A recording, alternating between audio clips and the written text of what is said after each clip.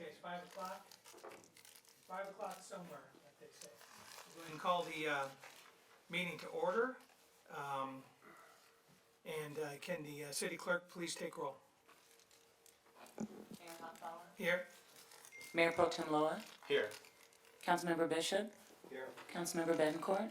I'm here. And Councilmember Carrillo. Here. Thank you. Okay, so, we have any public comments for the 5 o'clock meeting? IT?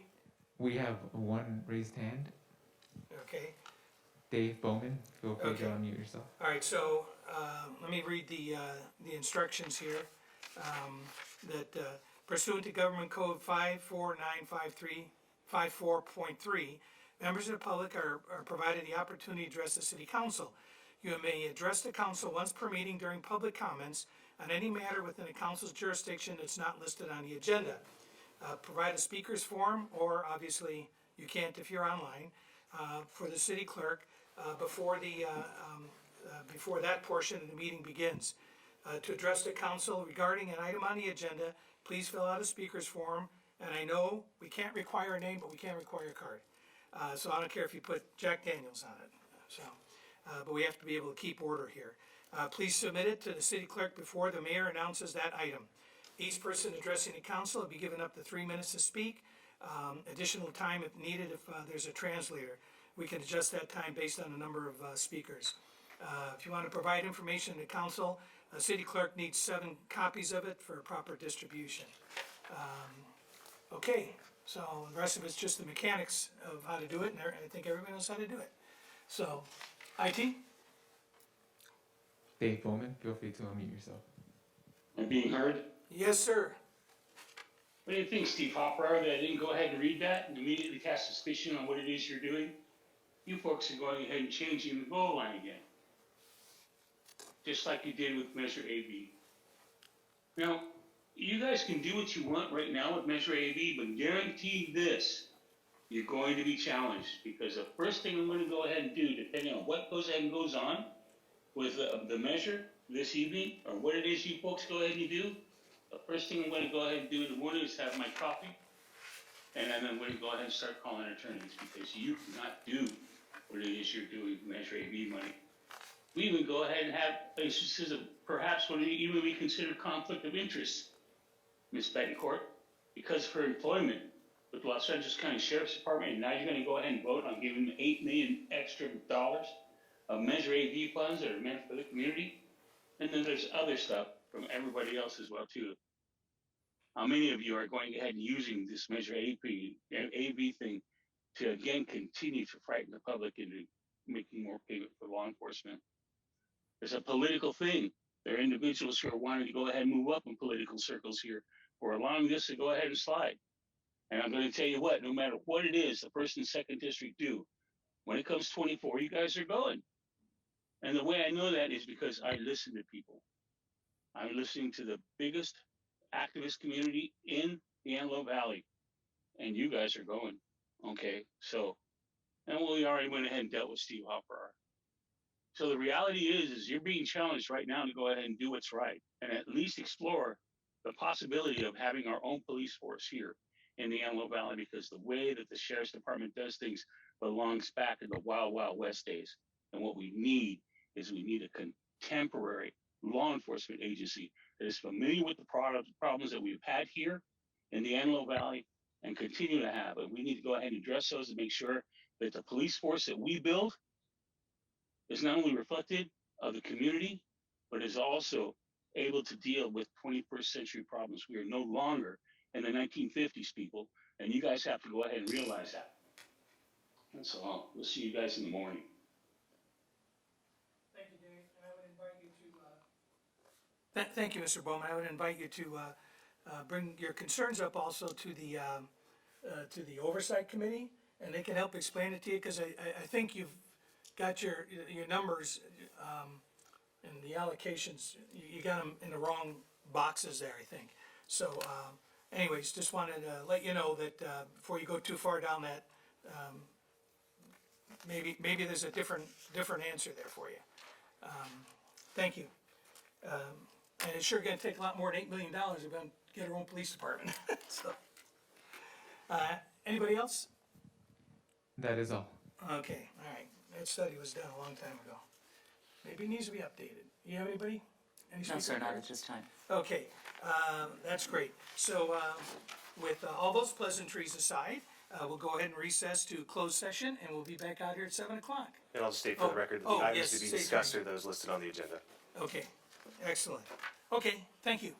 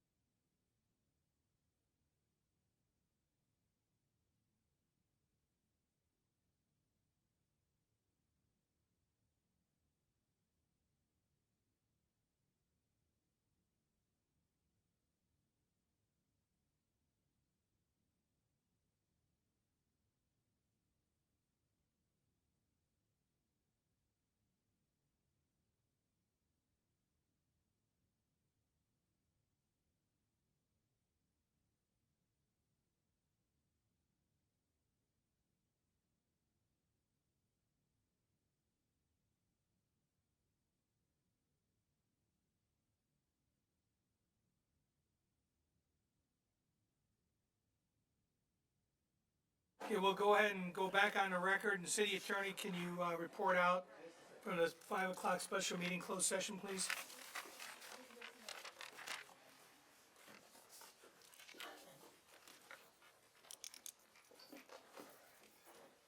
Sorry about that, bit rushed. All right. All council members were present and able to participate in all items. As item 4.1, conference with labor negotiators, and 4.2, appointment of interim city attorney. The city attorney, having previously submitted his resignation and entered into a separation agreement with the city. City council has on a 4-1 vote with Councilmember Creo dissenting agreed to appoint Scott Porter as acting city attorney when the position becomes vacant. Item 4.3, conference with legal counsel, anticipated litigation. Council has provided an update on this matter and provided unanimous direction to staff. There's no further reportable action at this time. Item 4.4, conference with legal counsel, anticipated litigation. Council has provided an update on this matter and provided unanimous direction to staff. There's no further reportable action at this time. Item 5.5, anticipated litigation. Council has provided an update on this matter, provided unanimous direction to staff. There's no further reportable action at this time. As item 4.6, council has provided an update on this matter. There's no further reportable action at this time. Item 4.7, conference with legal counsel, existing litigation, Ricci versus City of Palmdale. Council has provided an update on this matter. There's no further reportable action at this time. Item 4.8, conference with legal counsel, anticipated litigation initiation. Council has provided an update on this matter. There's no further reportable action at this time, and that concludes my report. Thank you, sir. So we'll adjourn a closed session meeting. We will, open the, 7 o'clock regular meeting, and we will, we've already had a roll call. We'll do the Pledge of Allegiance and moment of silence in honor of our troops. I'd also like, to have the record reflect that we will be closing the meeting this evening in honor of, Sam Spagnolo. Sam was a, council member, longtime Contract Cities and League rep. He passed away. He was a, retired firefighter out in Rancho Cucamonga, and, Sam was gonna, his leadership is gonna be missed out there. So if we could send that letter to the, city of Rancho Cucamonga, please, I'd appreciate it. And we'll go ahead and, do, the Pledge of Allegiance now, and moment of silence in honor of our troops. Can you, please stand and join with me? Ready? Begin. I pledge allegiance to the flag of the United States of America and to the republic for which it stands, one nation under God, indivisible, with liberty and justice for all.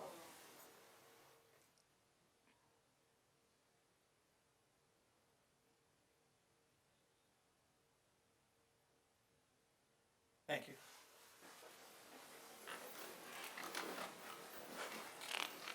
No, we gotta do another roll call because we have, Housing Authority on this, right?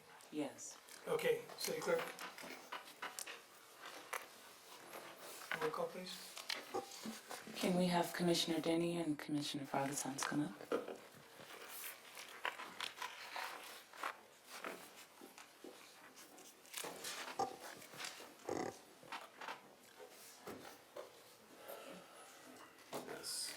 Yeah. Welcome aboard.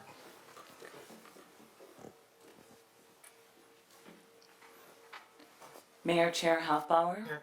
Mayor Pro Tem Vice Chair, Chair Pro Tem Loa, Here. council members, directors, commissioners, members Carrillo, Here.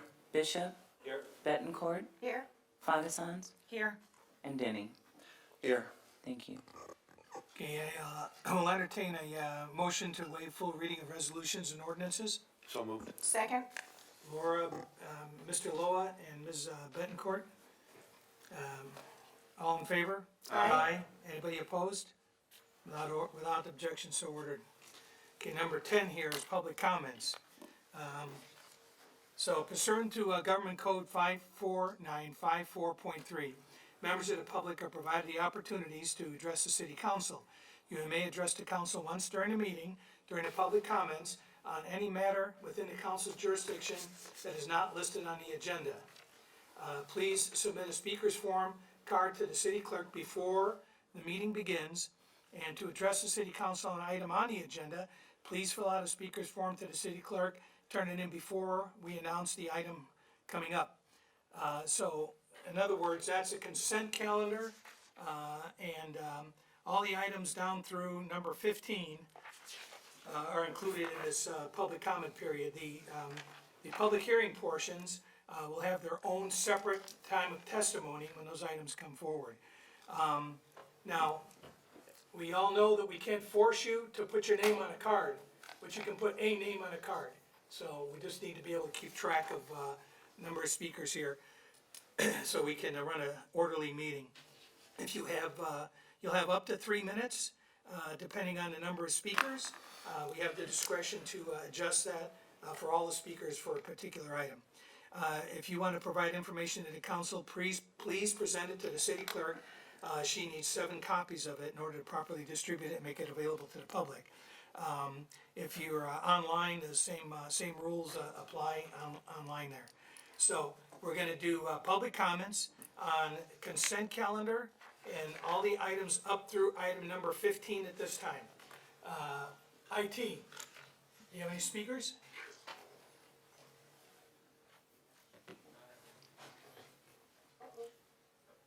None at this time? Okay, thank you. We'll close the online discussion. City Clerk, do you have any speaker cards for items 10 through 15? Oh, 11 through 15. This is for a non-agendized item. None, Oh, none for non-agendized items. Okay, and for any of the agendized items up through number 15? no, sir. None. Okay, so we'll close public comments at this time. And the next item on the agenda Wait is, a minute, I'm sorry, I thought there was somebody that wanted to speak on non-agendized matters. right, that's what I just asked. Did you say? Yeah, just Oh, one. you do? I'm sorry, I misheard you. That's Okay, okay. go ahead. I have a Miss Michelle Benitez. Oh, okay, there you go. I'm sorry, I've got a whole new thing to read here, and, Oh, Right. and I didn't hear. okay, and I don't know I don't how have it my goes hearing aids in, anyway, so I so. apologize. Half of you know me, so hello. Yes.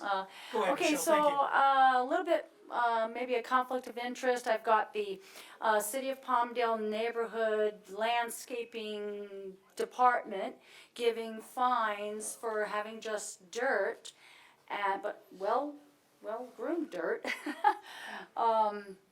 You know, with big tree and bushes and all that, and then you've got the water company fining for overwatering, so we're trying to bring the grass back, so we're kind of stuck between a rock and a hard place. So I'm not sure what to do. I'm not a rich landlord. You know, the gravel fees are crazy.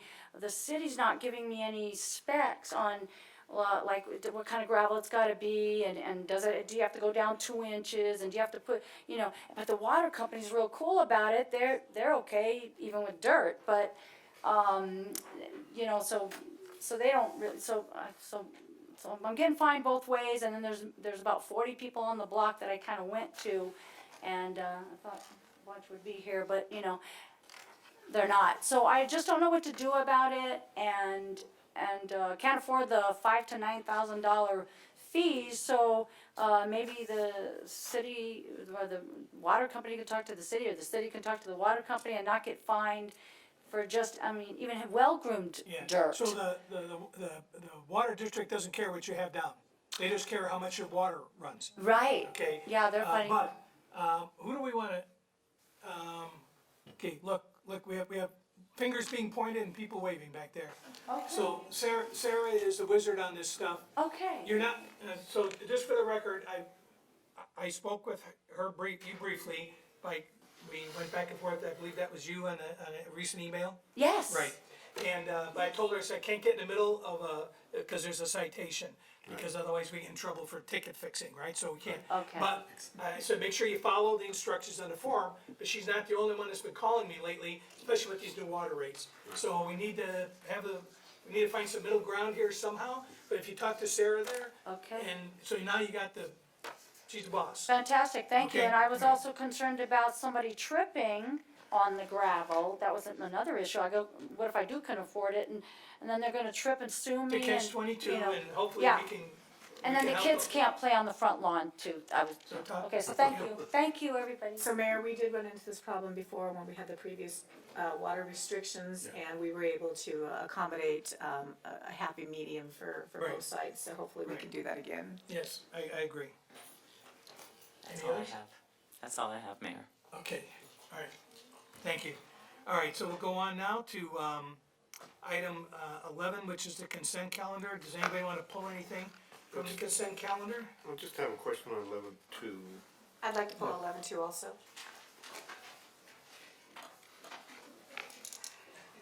All right, so are we good with 11.1 and can, you know what, let's pull them both here real quick. Staff, can we get a very quick, description about what we're doing on 11.1 here?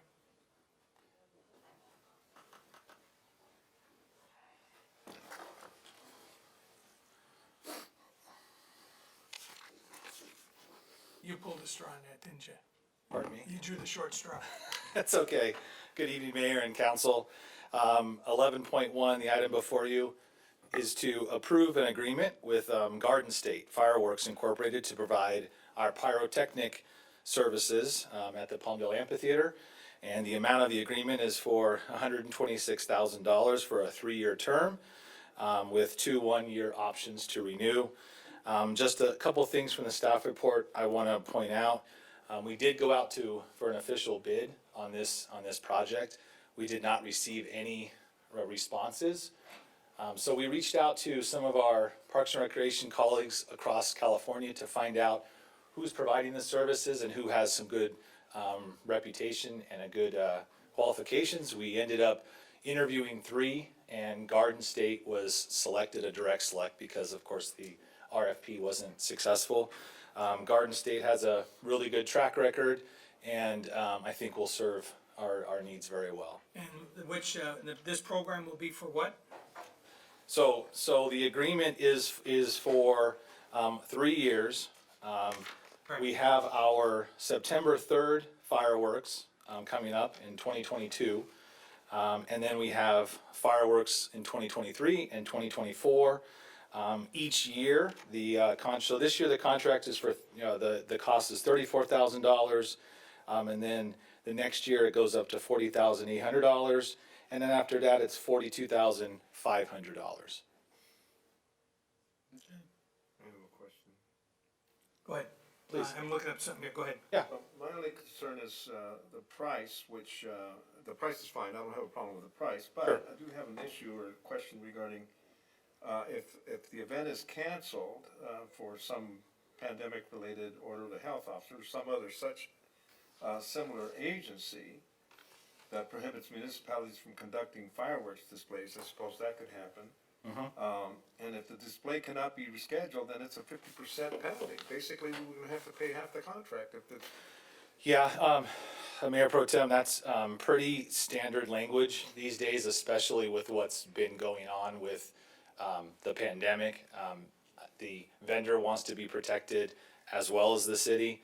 I don't see how we're protected if we have to pay. And I get it, 50%. I think the other thing with this company is they manufacture their own fireworks. That's a unique situation with them. So they're going to manufacture the fireworks ahead of time, and I think they want some compensation, They want to have some kind of assurance. some kind of insurance. I mean, I don't know what the potential for that to happen. I suppose it's slim. But Yeah. nevertheless, when I saw 50%, that we had to be responsible for 50% of it, of a contract, which is half of $136,000, right? Is that it, or is it just half of? It's, Just half of for the one event? it's just half of the show that's canceled. Okay. Yeah, half of the show that's canceled. Okay, so in other words, if they canceled, the September event this year, then, and we couldn't reschedule, then it'd only be half of 34,000. That's correct, yes. All right, so. Yes. What's the That's- tie-in on, September 3rd? What's our program, how are we tying, why that day? So if you guys remember, we have a joint agreement this year with the city of Lancaster. I was just on a call today. We're starting to plan that to help them with the 4th of July at the fairgrounds. And then our show is going to be on Labor Day this week, or this year, and they're gonna help us put on that show as well. So it's the Labor Day weekend and then the 4th of July. There is no, at this time, there is not a plan next year to continue that relationship with the city of Lancaster unless it's your will for us to partner up again. That's certainly something that we could do. But right now, it was just the 2 years, last year and then this year. Okay, Very good. any other questions on this item? I just have a comment. First, I want to say that, I think I touched the mic, I apologize. okay. I don't know what happened.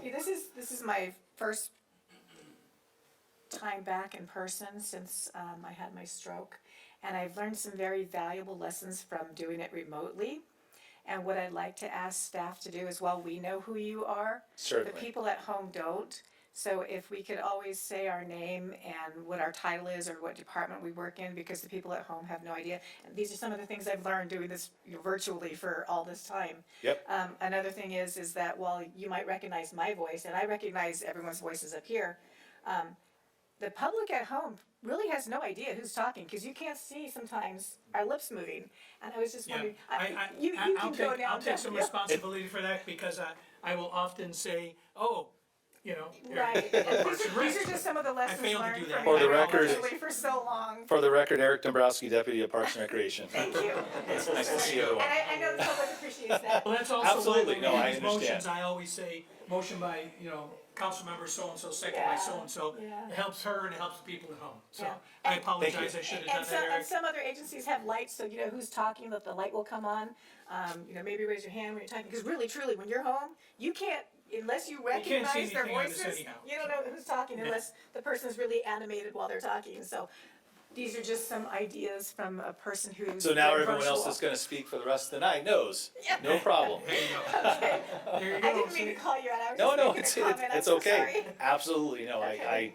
I should not assume, and I Eric will. fell on a grenade on that one. No, it's all right. You and I. It's all right, my pleasure. All right, Thank you, so do I Council. have a motion on 11.1, please? I have a motion by Mr. Loa, Second? second by Ms. Betancourt. City Clerk, call roll, please. Councilmember Bettencourt, Yes? Councilmember Cadillo, Yes. Councilmember Loa, Yes. Councilmember Bishop, Yes. and Mayor Hoffbauer. Aye, now being it's a joint meeting, do we have to have them, These are not Housing Authority items. okay, The all right, next. very good, so never mind you guys. So. So- All right, 11.2, I pulled 11.2 because I'm gonna recuse myself, because now with the different roles that, our CSO officers have and some of our, public safety staff have, they're intermingled with report writing with the sheriff's department. I do work for the sheriff's department, so I'm gonna do, as I have always done since 2009, anything that involves the sheriff's department, I'm recusing myself, and I will leave, and you guys can call me when the decision is made. okey-doke. All right, so these are to, somebody correct me if I'm wrong here, and you're coming up to do that right now, and your name is? Hi, my name is Sarah Gallagher, Community Compliance Manager. So these are for our radios that our teams use to communicate with the sheriff department, correct? This is correct. This is for our community compliance officers, which consist of code enforcement, community service officers, and neighborhood compliance officers. They're all city employees who currently operate on the sheriff's dispatch through loaned radios.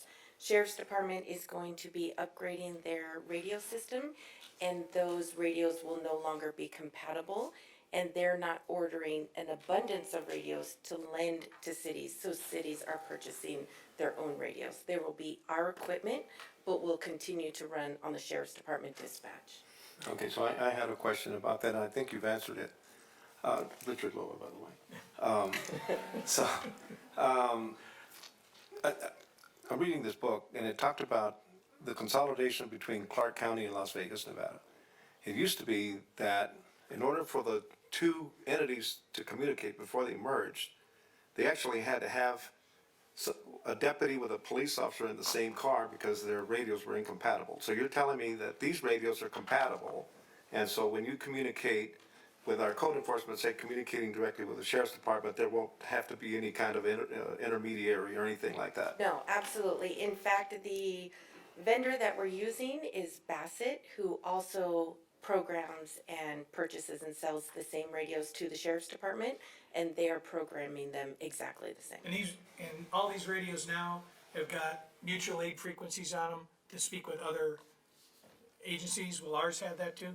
Ours will not. So ours will be restricted to working with the sheriff's department? Absolutely. We will have some channels available to us, but not near as wide of a scope as the Sheriff's Department does. Right. And that is a significant cost increase to include that, and we didn't see the need for our staff to have that capability. All Any right, other questions? I don't know what that is. IT, can you Get your arms around that for us. I apologize. It's a Thank you. panelist that keeps unmuting themselves. So is it with the communication with fire, is that one of the entities that we will be able to interact with these radios? We currently do not interact with fire, and there is no intention right now to, but the radios will be capable to if we choose to go that route. In the future, If okay, we- very good. And it should be helpful for our code enforcement and our public safety officers to have that communication as we've been having them pick up some more of that workload as far as some of the lower level, I think they issues have that happening. now, correct? We have this now. But with the new digital radios, we need to pony up for the new digital radios. Correct. Right, so you won't be able to listen to it on your scanner anymore. Yes, yes, you will. Yes, you will. Mayor, you have more scanners than anybody. I feel like That's right. I've I'll seen the probably figure out a antennas way to hanging off listen your to it, don't truck. worry. All right, anything else? And this is appropriate use of Measure AV funds, correct? Absolutely. Okay, just Right, I agree wanted to with put that. that out there. Yeah. Okay. I'll move to approve it. Okay, I have a motion by Mr. Loa, Second? second by Mr. Carrillo. City Clerk? Councilmember Carrillo, Yes. Mayor Pro Tem Loa, Yes. Councilmember Bishop, Yes. and Mayor Hoffbauer. Yes, let them show that they carried 4-0 with one abstention. Ms. Bettencourt abstained. Can someone get her out of the room and get the music earphones? Yeah, she was in the hallway out there. Okay, we have a joint budget workshop presentation with all the acronym agencies that we have. The Director of Finance will be doing this. Ms. Sampson?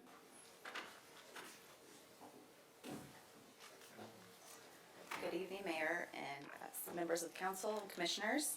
My name is Janelle Sampson, Director of Finance, and I will be presenting the draft proposed budget for fiscal year 2022-23.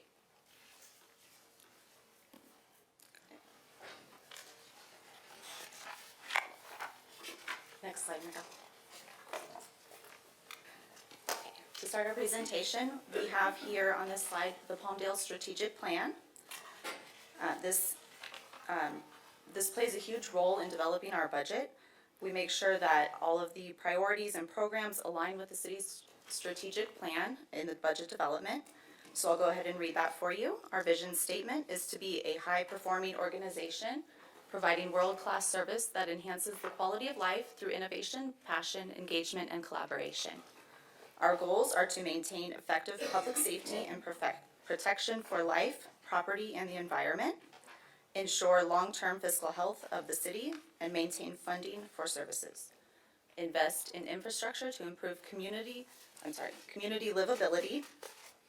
And lastly, to maintain a desirable community where everyone wants to live, work, and play. Next slide, please. Okay, the slide before you presents the citywide budget summary. So this summary includes all funds, including the general fund, all special revenue funds and other funds, as well as the capital improvement program. So you'll see on this slide, so I'll just go through some highlights on this slide for you, and if there's any questions at the end of each slide, please feel free to ask. On this slide, you'll see the citywide revenues. These are decreasing from fiscal 22 to 23. I'm sorry, increasing. Where am I? Okay, that's online, so it's better than trying to take a picture, because a picture comes out fine. Okay, is this the right slide? Yes. Okay. Revenues and transfers in. You'll see on the second line here that there is a decrease in revenues citywide, approximately $46 million. The primary driver of this increase from fiscal 22 to 23 is the American Rescue Plan Act funds. We did receive an allocation of $34.5 million in fiscal 22. That's a one-time allocation that the city does not anticipate receiving again.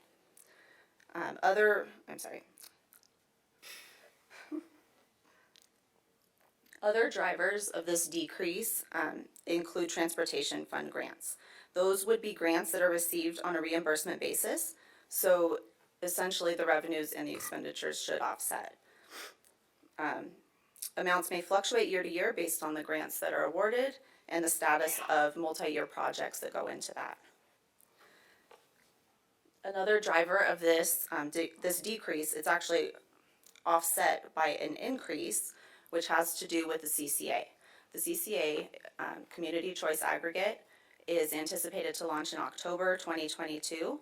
So the revenues that are generated as a result of that are, I believe, roughly $23 million anticipated for 2023. So a lot of increases and decreases, resulting in about a $46 million decrease in revenues.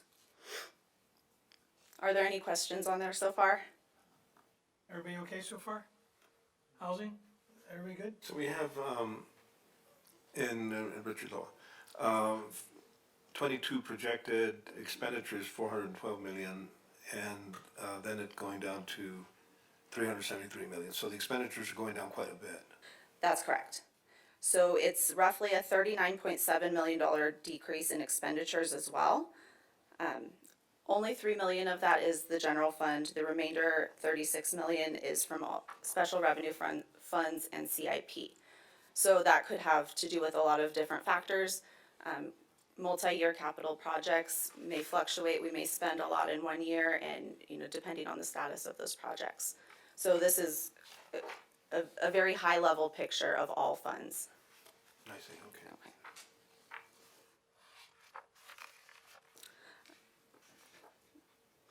The other point I'd like to bring up on this slide is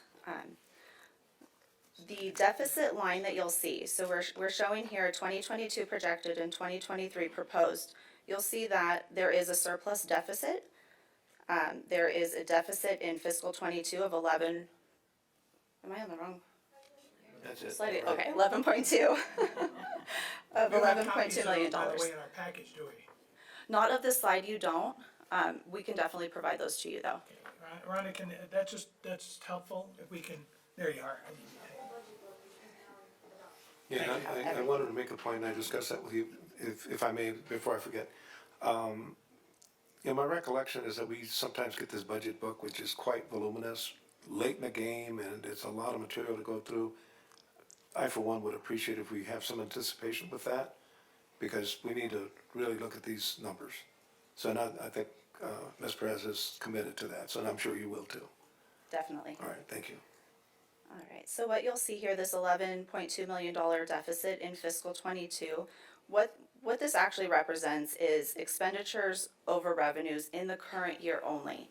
So many times that deficit stands out and either surplus or deficit and paints a picture or a perception that we're operating in a true deficit, where in fact we may have fund balance that has carried forward from other prior years that we're using.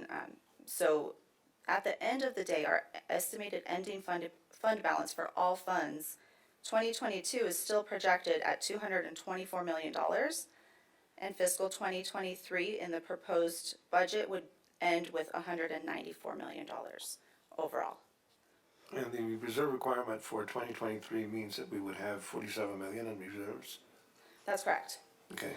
So what we've actually done there, and I was going to touch on that in another slide, we have a 20% reserve requirement, which was adopted last June, I believe.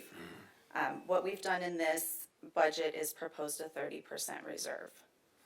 Oh, it'd So be a 30%. that is open for discussion, but based on current economic trends. We had that before, years ago, right? So we're just returning to where we were previous to the 20%. That's correct. Correct. We're not proposing to adjust the policy at this point, but we are striving to meet the 30% reserve. I have a question too on this estimated ending balance for 22 and 23. Does that include Measure AV revenue, or is that a separate? For the citywide, it is all inclusive. It includes Measure AV, Arpa funds, and all special revenue. I think also one of the questions that came up when we were discussing the amount of the reserves is we were getting a lot of feedback from the community that I'm paying all these taxes, but it's just sitting in a pot someplace. How come I can't get this fixed? How come this fee's gone up? How come I can't get this, that, or the other thing? And you're sitting on all this money. So I think that's a consideration that we need to think about here. You need to have a rainy day fund, but I don't know that we need it for 40 days and 40 nights of flood. So there's people that are here paying money now and they wanna see it used in their lifetime. The problem is we can't predict. we can't assume that Right, and things are it's, going to it's to keep remain. the city operating when all of a sudden our money is cut off. Right. And we still, people want somebody to answer the phone, and we still wanna have people, you know, do plan checks and that type of thing, so we have to have a certain amount of I money to absolutely make. agree. I'm merely saying that Yeah, we no, I need, just it want needs the to be a public, reasonable number. no, I know you guys get it, I just wanna make sure the public understands why we have a reserve, it's not really a slush fund, it's so that our city clerk can still do clerking, and all of our staff can still function, even if our money is cut off for a certain amount of time. Right. And I wanted to comment that there's a lot of storm clouds on the economic horizon. Inflation is high, interest rates are going up, stock market is tumbling. There's a lot of problems right now, and we can't assume that things are going to remain the same in terms of revenues and so on. So I think it's safe and appropriate to maintain a good reserve fund. Thank you. I would also point out that on this slide, being that it is citywide, $47 million looks like a very high number. This covers both the general fund and other funds that have reserve requirements, such as sewer fund. So just to keep that in mind. Good.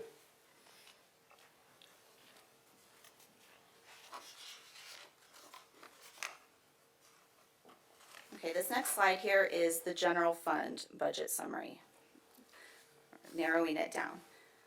So on this slide here, you'll see that we ended fiscal year 2021 on the top line there, the beginning balance, with an ending fund balance of $58.5 million.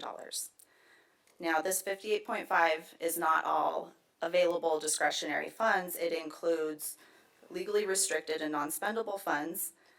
And what that landed us with was $31.7 million in available fund balance before reserves. I believe it was $19.6 million in reserves that we had in fiscal 22.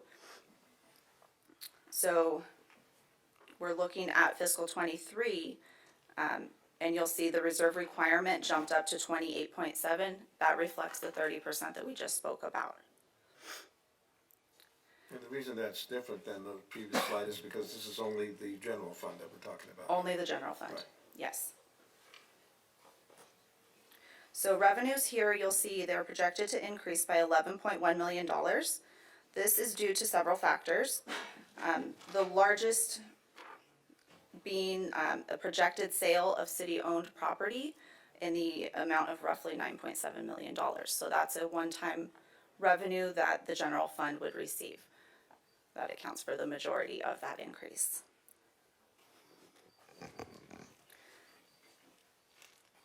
Are there any questions specific to that slide? Realistically, the bulk of our money, or not, a large portion of it comes from one-time income and expenditures such as, ARPA and Measure AV and the state, federal money that we get is more so the bulk of it. And that's why those numbers fluctuate so much on a yearly basis. On a citywide level, yes. Yes, on a citywide level. On the general fund, the primary sources of revenue we'll go into on the next slide. Miguel, you can. Okay, so this slide goes into the detail of those revenues. So you can see here the major sources of revenue for our city. Sales tax and property tax are our primary sources of revenue. You'll see 26.7 million projected in property tax in fiscal 23, 28.8 in sales and use tax. So those are a huge portion of this budget. So our property and sales tax, these are estimates. We work with our sales consultant at HDL. These estimates are based on Q3 performance. Property values have increased drastically over the past year. So that's resulted in about a $1.2 million additional property tax revenues. Sales and use is estimated to increase by the 1.3 you see here on the slide. Another factor here are TOT, the Transient Occupancy tax or hotel tax.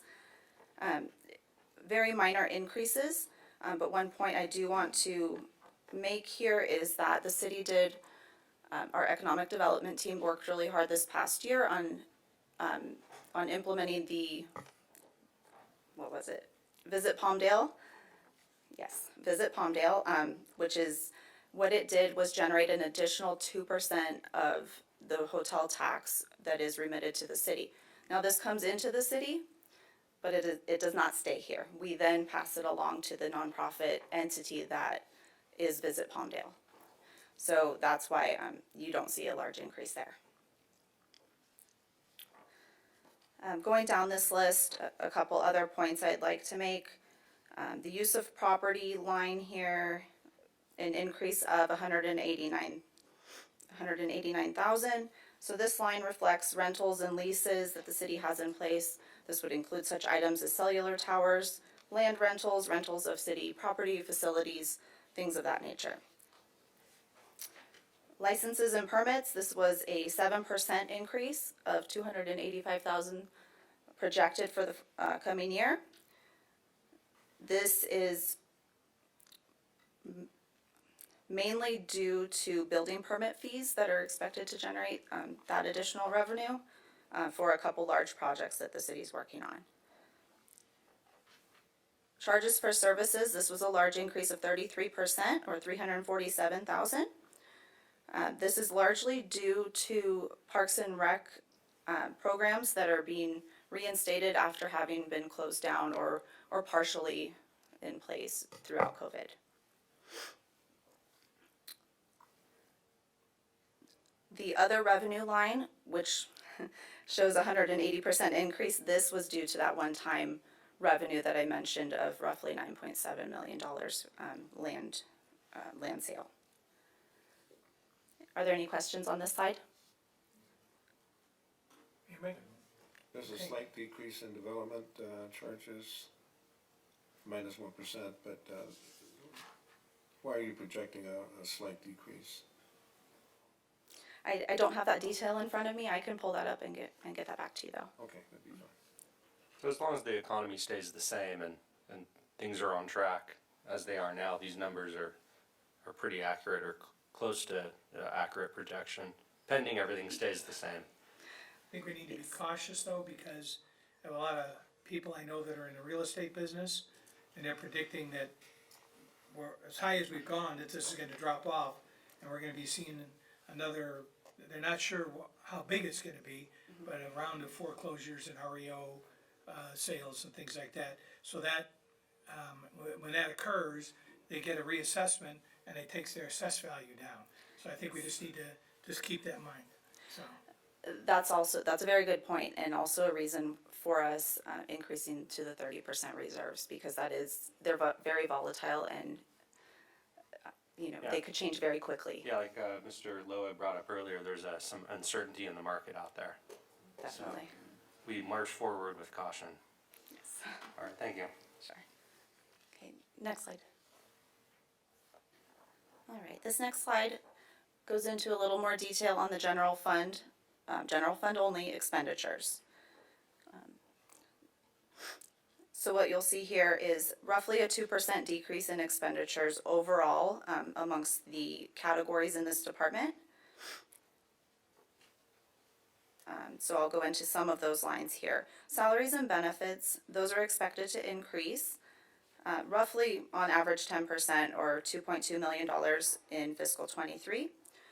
A couple of the drivers behind that are a proposed 2% cost of living adjustment and a 1% wage increase, totaling a 3% increase for city staff across the board.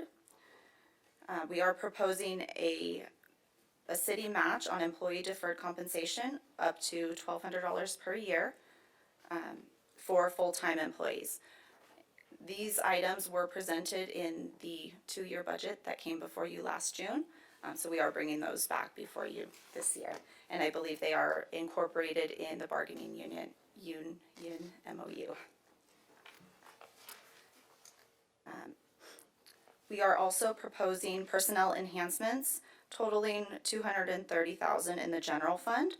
We will go through all personnel enhancements on a later slide and the detail behind that. But these positions in particular impact the general fund, and they would be an engineering manager and a theater ops coordinator, which would be a part-time to full-time transition, so not a full new head.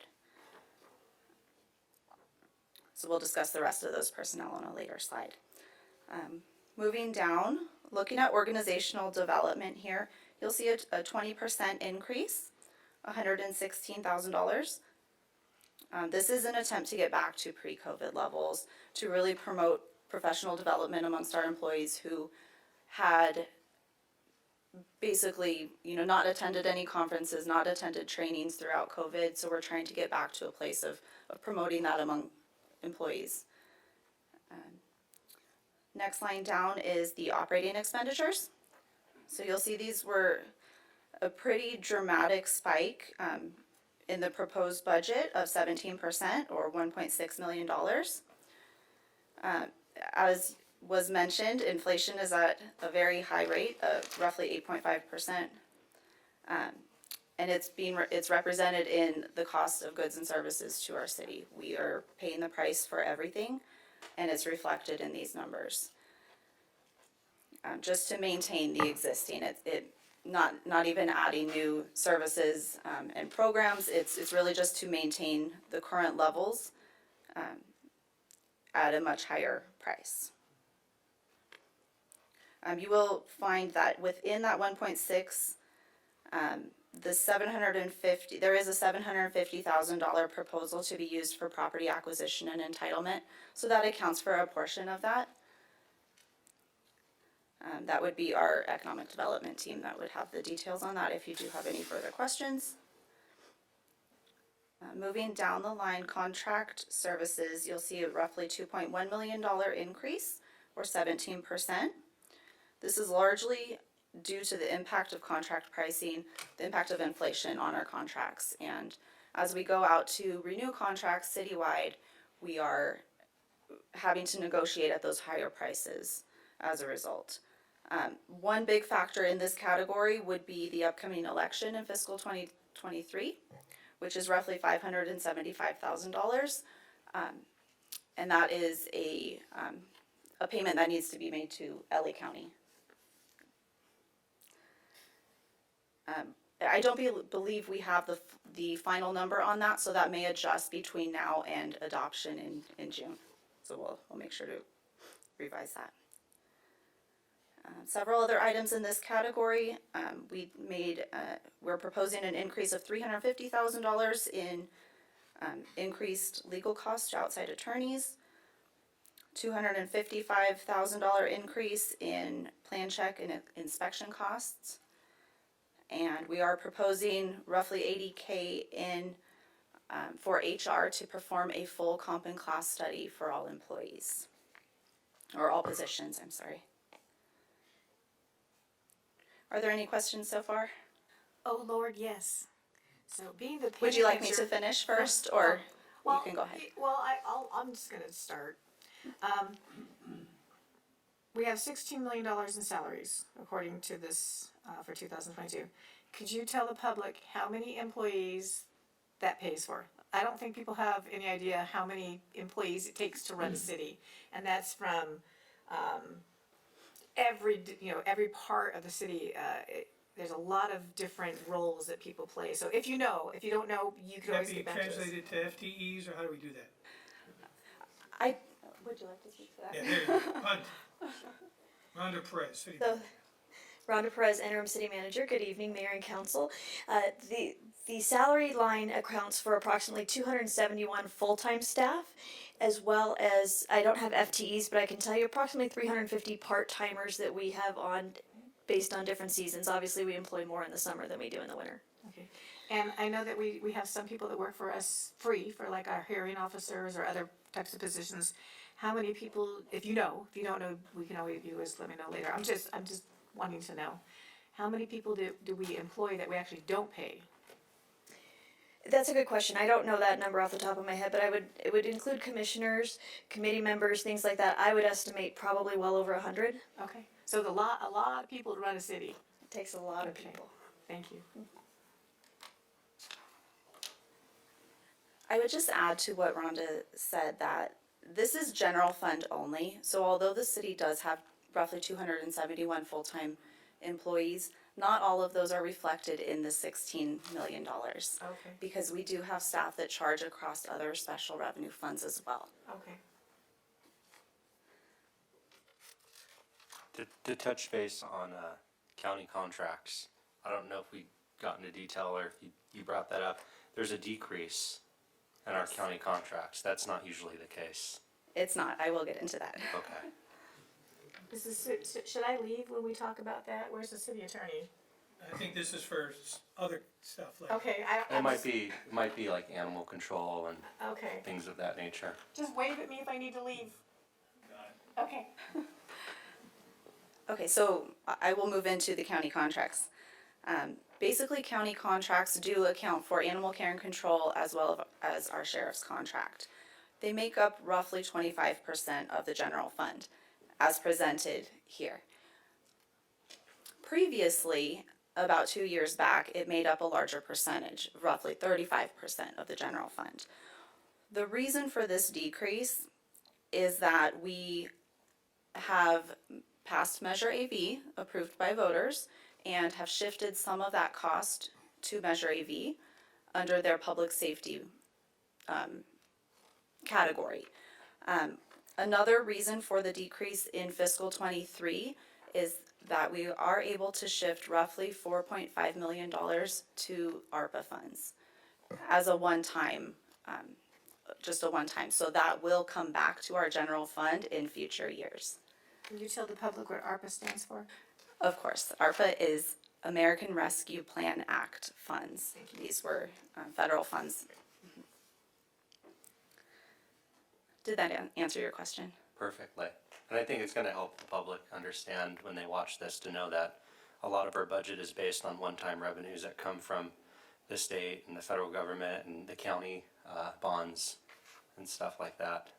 Yes. And grants and whatnot. So yeah, we fluctuate our budget based on the additional monies that come in. Definitely. You haven't finished with this graph yet? No, I'm not done. Okay, good. Sorry for interrupting. No problem.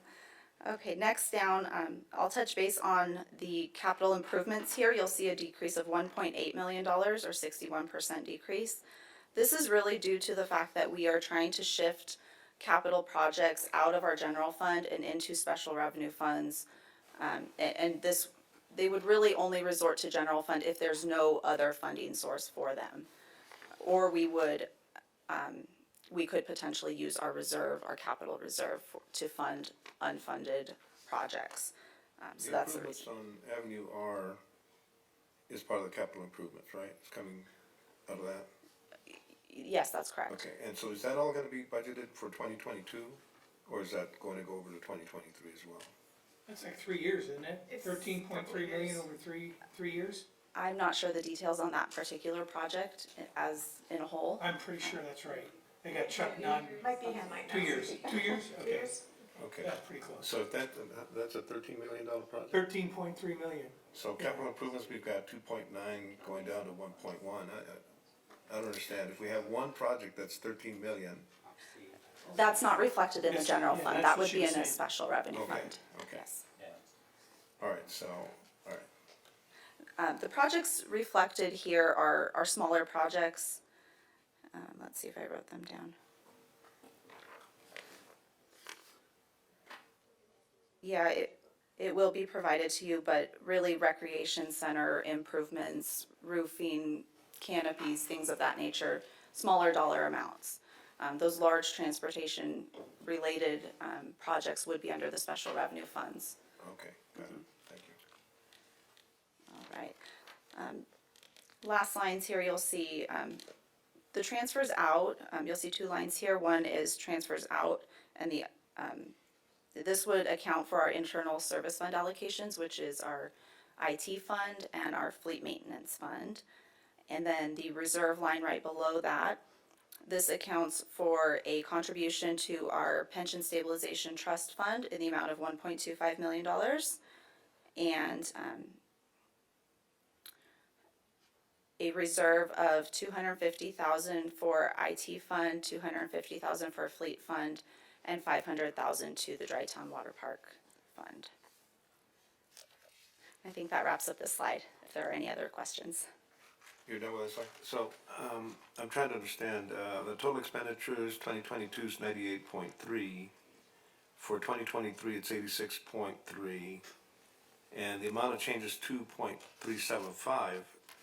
When I subtract the 86 from the 98, I come up with 12 million. So is there another math that I'm missing here? That may be a typo, to be honest. And then the minus 2%, I mean, that's not even, well, 12 million That, difference is more like a 12% decrease, yes, right? Okay, Yes, so that's you're just, correct. that's just a mistake. Okay. yes. The documents that were published in your packet are correct. Okay. So, and I mean, so our expenditures are going down, that's a good thing, right? It is. Next slide.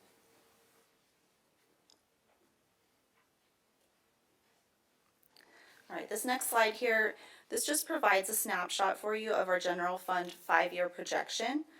So what this represents, we have the yellow line, this represents the general fund expenditures. And what you can see out of this is that the expenditures continue to grow at a pace faster than our revenues. The red line here represents our general fund balance, which includes the 20% reserve requirements. We have projected the 30% for fiscal 2023, and in the out years, we did project at the 20% because that is unknown at this point, if we will have sufficient fund balance to hold 30%. Next slide, please. Okay, this Can you next. go back to that previous slide for a moment, please? Of course. So we're showing the expenditures actually on an upward line there, the yellow line. And I thought it was going down this 2023. You expect the expenditures to go up after that? We do, because we'll be shifting back the 4.5 million in the sheriff contract from the Arpa funds. That'll be coming back into the general fund. And then the typical trend is that the expenditures are going to continue rising each year. Are you also factoring inflation? You're projecting inflation in there? We are. Okay. I think that's where they get it, is that, like naturally anything, the cost of everything goes up over time. This is just a snapshot now. We don't know what additional monies we have coming in down the line, not to mention, future opportunities the city may have to make additional revenue, like bigger companies coming in, so on and so forth. But yeah, looking at it budget-wise, I mean, I think any company or organization would see their cost of everything rising over the years. Yeah. So we have to be conservative in our imaginations of what's gonna happen over 5 years. That's a long time. So is this taking into account revenues from AV measure, the revenues and expenditures? Not in the general fund, it's not. Very good, thank you. Sure. All right, this next slide shows a very high-level view of the proposed Measure AV budget. I will say that at the conclusion of my presentation, there will be a detailed presentation to follow on Measure AV. So this is very high level, and we will go into, each line item and what makes those up. So what you can see here is that we did end we're projected to end fiscal year 2022 with about $12.3 million fund balance, meaning we did not spend all the money. That will roll forward into fiscal 2023, in which we're proposing to program 31.9 million of that. So, just because, we're not able to spend the money this year, doesn't mean that we should be profligate next year. I think we have to watch this fund very carefully and very, very judicious in the way this is actually spent. So I have some concerns about this, but I guess we'll deal with that later. We'll go into detail and address all of those concerns. All right. Yes. If there are no other questions on this one, we'll go ahead and move past this and come back to Measure AV in a little bit. Next slide. Okay, this next slide presents the American Rescue Plan Act, or ARPA funds. This shows here the fund on its own, receiving the $35.4 million. We received that fiscal 2022. We're not anticipating any further funding there. The final rule was published by U.S. Treasury in April of 2022, so just recently. We did receive these funds back at the beginning of the fiscal year, but without the final rule guiding the use of these funds, we were very cautious in spending anything, not knowing if it would qualify or not, or what the specifications of that was. So here you'll see only 5.7 is projected to be spent in fiscal year 2022, which would be by June. We are proposing $15.1 million in expenditures in the coming year. We are working very closely with our consultants at LDM, who are federal fund experts, and are guiding us to ensure that the projects we're proposing here qualify. So all departments have been a part of those, and we are confident that the projects here that we're proposing are qualifying projects for the use of these funds. I can go over some of the key projects here that we're proposing for the use of these funds. In the first category, public health and safety, the biggest item there is the $4.5 million sheriff contract. We are also proposing a $2 million public facility health and safety project. So this would be a CIP project. I don't have the details on that, Lynn, if you do. In addition to that, we're proposing $300,000 in illegal dumping and dump stations, $300,000 in mental health programs, and roughly $260,000 in COVID response, which includes testing, vaccine sites, PPE, things of that nature. Moving on to the next category, negative economic impacts. I'll just point out now, these categories were set by U.S. Treasury. These are their categories that we're fitting our projects into. So that's why they're broken out this way. So under negative economic impacts, we're proposing $1.5 million in film incentive programs, roughly $550,000 in tourism, $700,000 in business retention programs, and $800,000 in retail support and impacted businesses programs to support those who were negatively impacted through COVID. Moving on to the next category, services to disproportionately impacted communities. The largest item in this category is roughly $930,000, which is to be designated for SAVES. And I believe it's the, is this the, oh, no problem. I believe it's a new building for SAVES. I see someone smiling. A feasibility, okay. Okay, feasibility, consideration, and potential move, for those that didn't hear. Next category here, this is premium pay. This would be premium pay for employees who have been working through COVID. What we're proposing here, after much research on what other cities have done and best practices, we are proposing $3,500 per full-time employee to be paid out as premium pay. The next category here is that got to be across the city? Across the city. And that's whether they work remotely or physically here? Correct. Because, you know, we have people that work through COVID that couldn't work remotely because they've got to go climb a pole or do something, you know, physical. And I'm wondering if we could give due consideration for the folks that did that. I will say that we are looking at those factors. At this point, we have looked at many other cities, and what they've done is an even distribution across the board. We will continue to look into that and get back to you, though. Yeah, because I mean, the people during the period that the COVID was raging, that physically went, were exposing themselves to, you know, being contaminated by the virus, and seems that some consideration should be given there. They took a risk with their health and they should be rewarded. I agree with you. I agree. So I'm currently on number of boards, and at least two of them are having the same conversation right now, and be prepared for pushback from both sides on that. This is not, that's not an easy solution, and right now, they're flat looking at it, although, you know, if you wanna know why your sewer rates go up, I could tell you about that later, but, the numbers are much higher than that.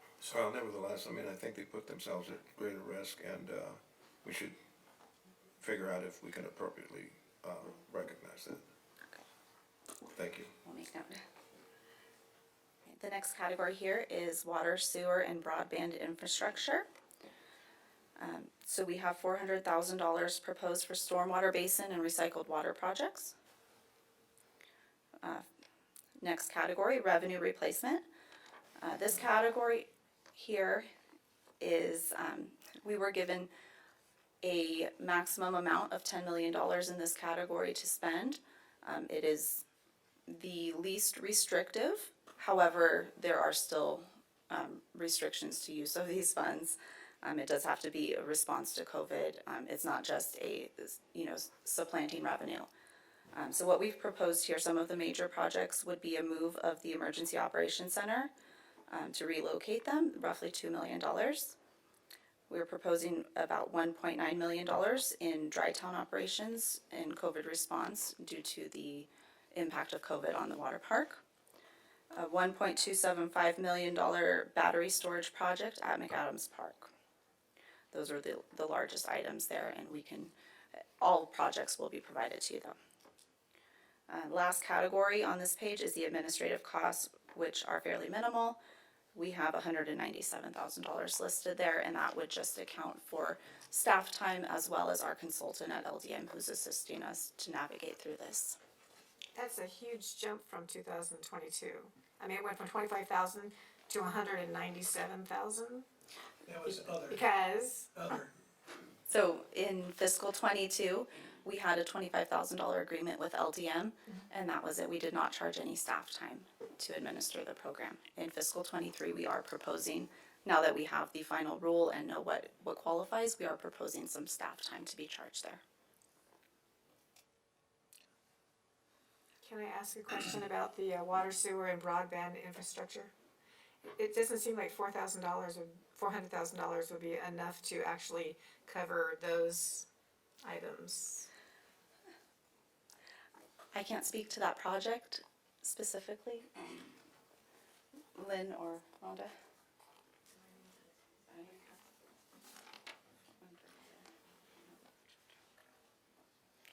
I don't have the detail off the top of my head, but I believe water, sewer, and infrastructure with some connectivity and some fiber that we were installing in some very specific places. Maybe the generators that we've been talking about as well, don't quote me on that, but we'll get you all that detail in your book. Okay. I just wanna make sure that we're allocating enough money to actually get things finished, not just started.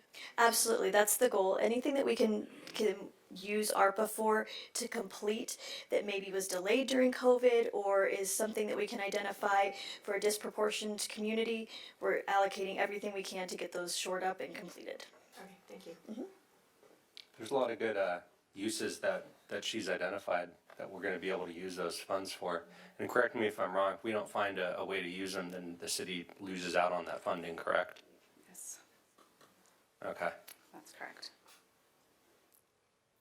Any other questions on this slide? I think we're good. We good? Okay. All right, next slide, please. Okay, this next slide goes into a little detail on our other funds. Transportation funds are the largest portion of our other funds. What I have shown here is a breakdown of our transportation funds and the expenditures under those funds. These come from, we receive allocations on an annual basis from Metro or the state of California, which tell us what they're going to allocate to us that we can go ahead and program in projects. Fiscal '22, total expenditures, $46.6 million. In fiscal '23, we're at 22.9 amongst the various funds. So we have our gas tax, Prop A, Prop C, all of those funds.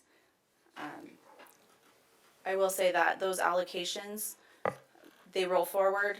So if we don't use all of the funds in the current year, they will roll forward to the next year in the form of fund balance. Many times these are multi-year projects and they're not completed in one. So you'll see those fluctuations over the years in these funds. Any questions there? I do have a question. Gas tax fund reducing from 13.9 down to 6.9. Are we gonna get a reduction in the gasoline tax or something? What's going on here? We're not receiving a reduction in the allocation. However, this would just represent the projects that are on the docket for that fiscal year.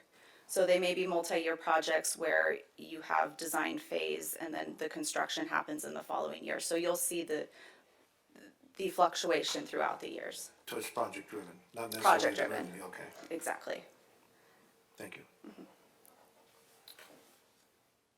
Next slide, please. Okay, this next slide shows our capital improvement projects. This is a very high level. Within your packets, you did receive a very detailed listing of all of the projects that are being proposed. What I've done here is summarize them by the project type. So you'll see our bicycle and pedestrian projects, drainage, facilities, general improvements, parks and rec, sewer and watershed, streets and traffic. It's important to keep in mind that these projects are funded by a variety of funding sources. So the detail on each project, their particular funding source, can all be found in the packets in the agenda. So the street projects make up 65% of the CIP budget. So I'll highlight a couple of those projects for you. I don't have project detail on hand, but there is staff here available to answer any questions. So we have a State Route 138 Palmdale Boulevard project proposed. This was the ramp, I believe. 20.5 million proposed in fiscal 22 and 14 million in fiscal 23. We have State Route 138, 5th and 10th, 6.7 million for fiscal 22 and 13.8 in fiscal 23. And another State Route 138 project at 10th Street West Interchange, $9.3 million for 22 and 15.2 in 23. And again, these are multi-year projects as well, so those funds may not all be spent in the year that they're proposed. They would then carry forward into future years. Yes, you can provide us with a breakdown of these two, the projection for 2022 and 2023. Of course. Okay, so what's actually being spent or what's being projected, Of course. please?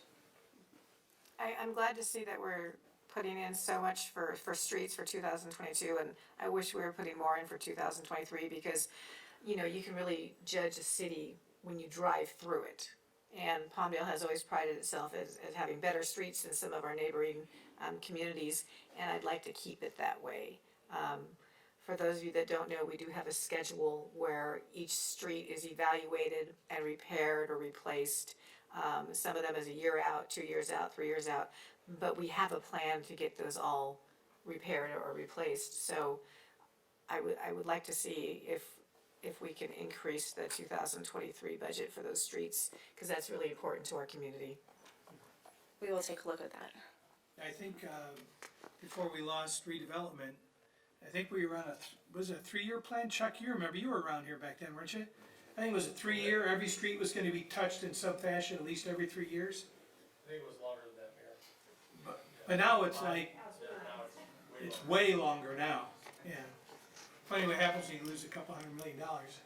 But we do have a plan, I mean, Yes. we have them listed as when they will be worked on. Okay. If no further questions, I'll move on. Next slide, please. Remember when Steve Knight was here? Okay, this slide before you presents the personnel enhancement request for fiscal year 2023. What we have here is a recommendation to add 19 new positions, which are listed on this slide in the department which they fall under. I will go into each of those positions verbally. I will also point out that 3 of the requested positions are part-time.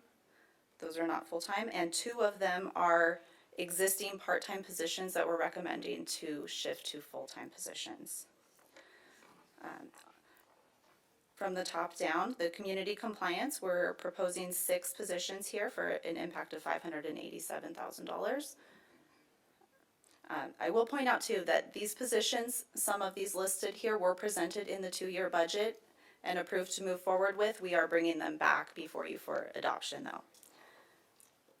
So we have, for community compliance, this would consist of 2 code enforcement officers, 2 community service officers, and 2 neighborhood compliance officers.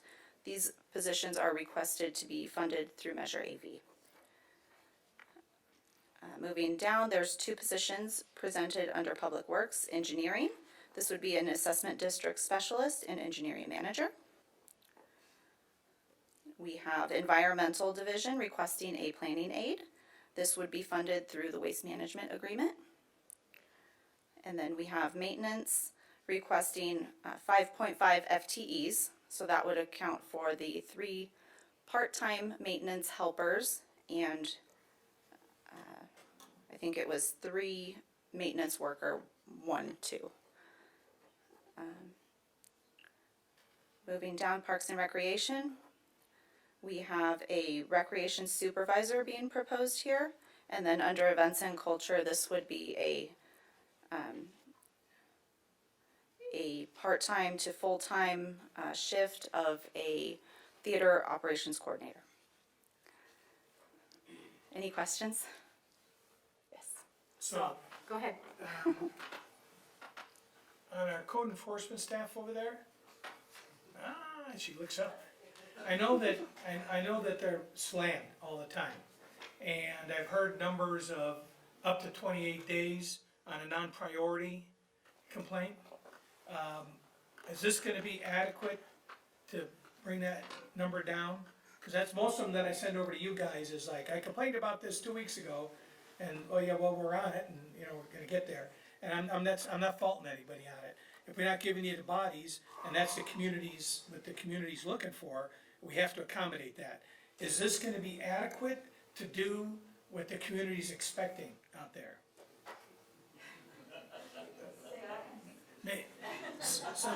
Yes. Okay. All right. And then what about, one of the other issues that constantly comes up is on parking enforcement? Who handles that right now? So we do as well, that's the neighborhood.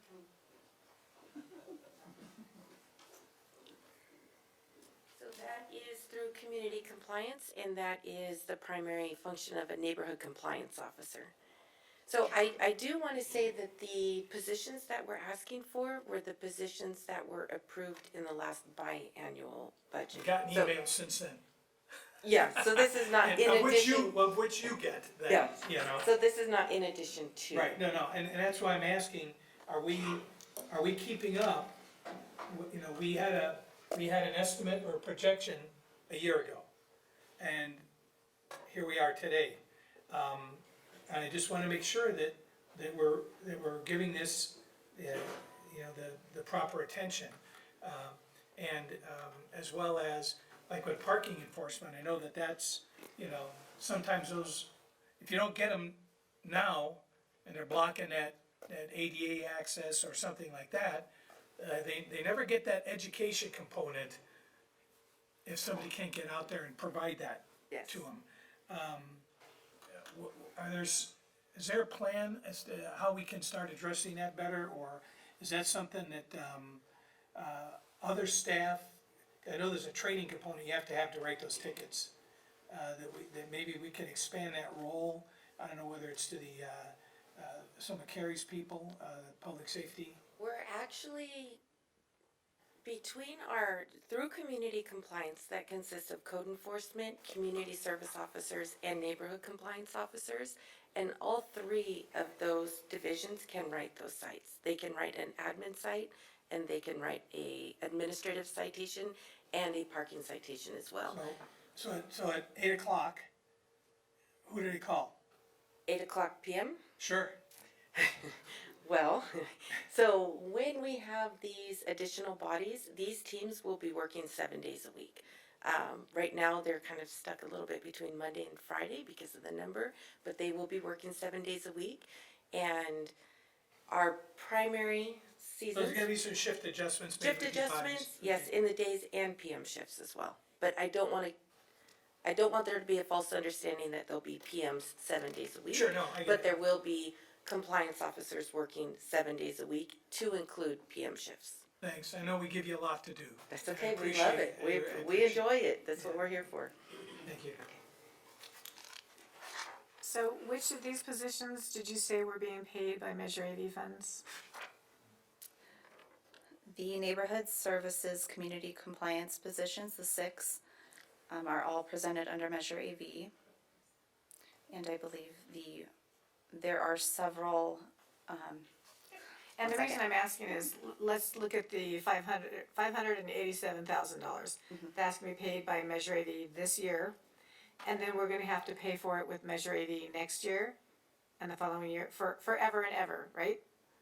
And see, this is my concern, and I have to take my personal feelings with my people I know, and say that, when I was a champion out there trying to get people to vote for Measure AV, we specifically said it would not cover salaries.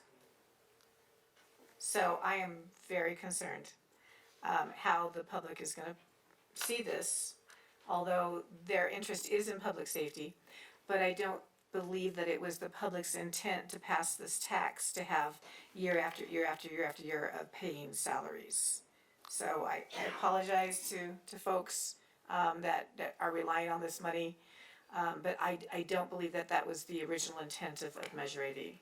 And if someone can correct that for me? Well, the way I understood it was we weren't gonna be supplanting existing salaries, that these were gonna be for, some of these new positions that we were looking for. That's the way I understood it, so. Yeah, I remember when we discussed adding these new positions, the NCOs and PSOs and all that. I don't remember Measure AV being in the discussion at the time. We just knew that we needed those positions because how backlogged they were on cases and. Cause my concern is, let's say we're 10 years down the line and we've got 15 positions and people have gotten raises and it's $12 million a year.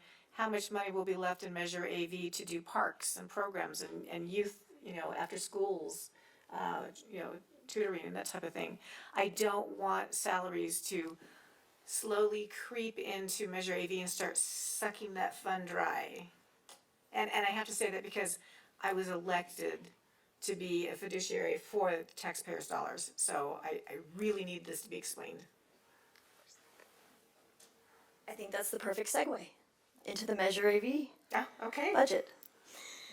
Again, good evening, Mayor and Council. Rhonda Perez, Interim City Manager. We are going to do a little bit of a deep dive into Measure AV.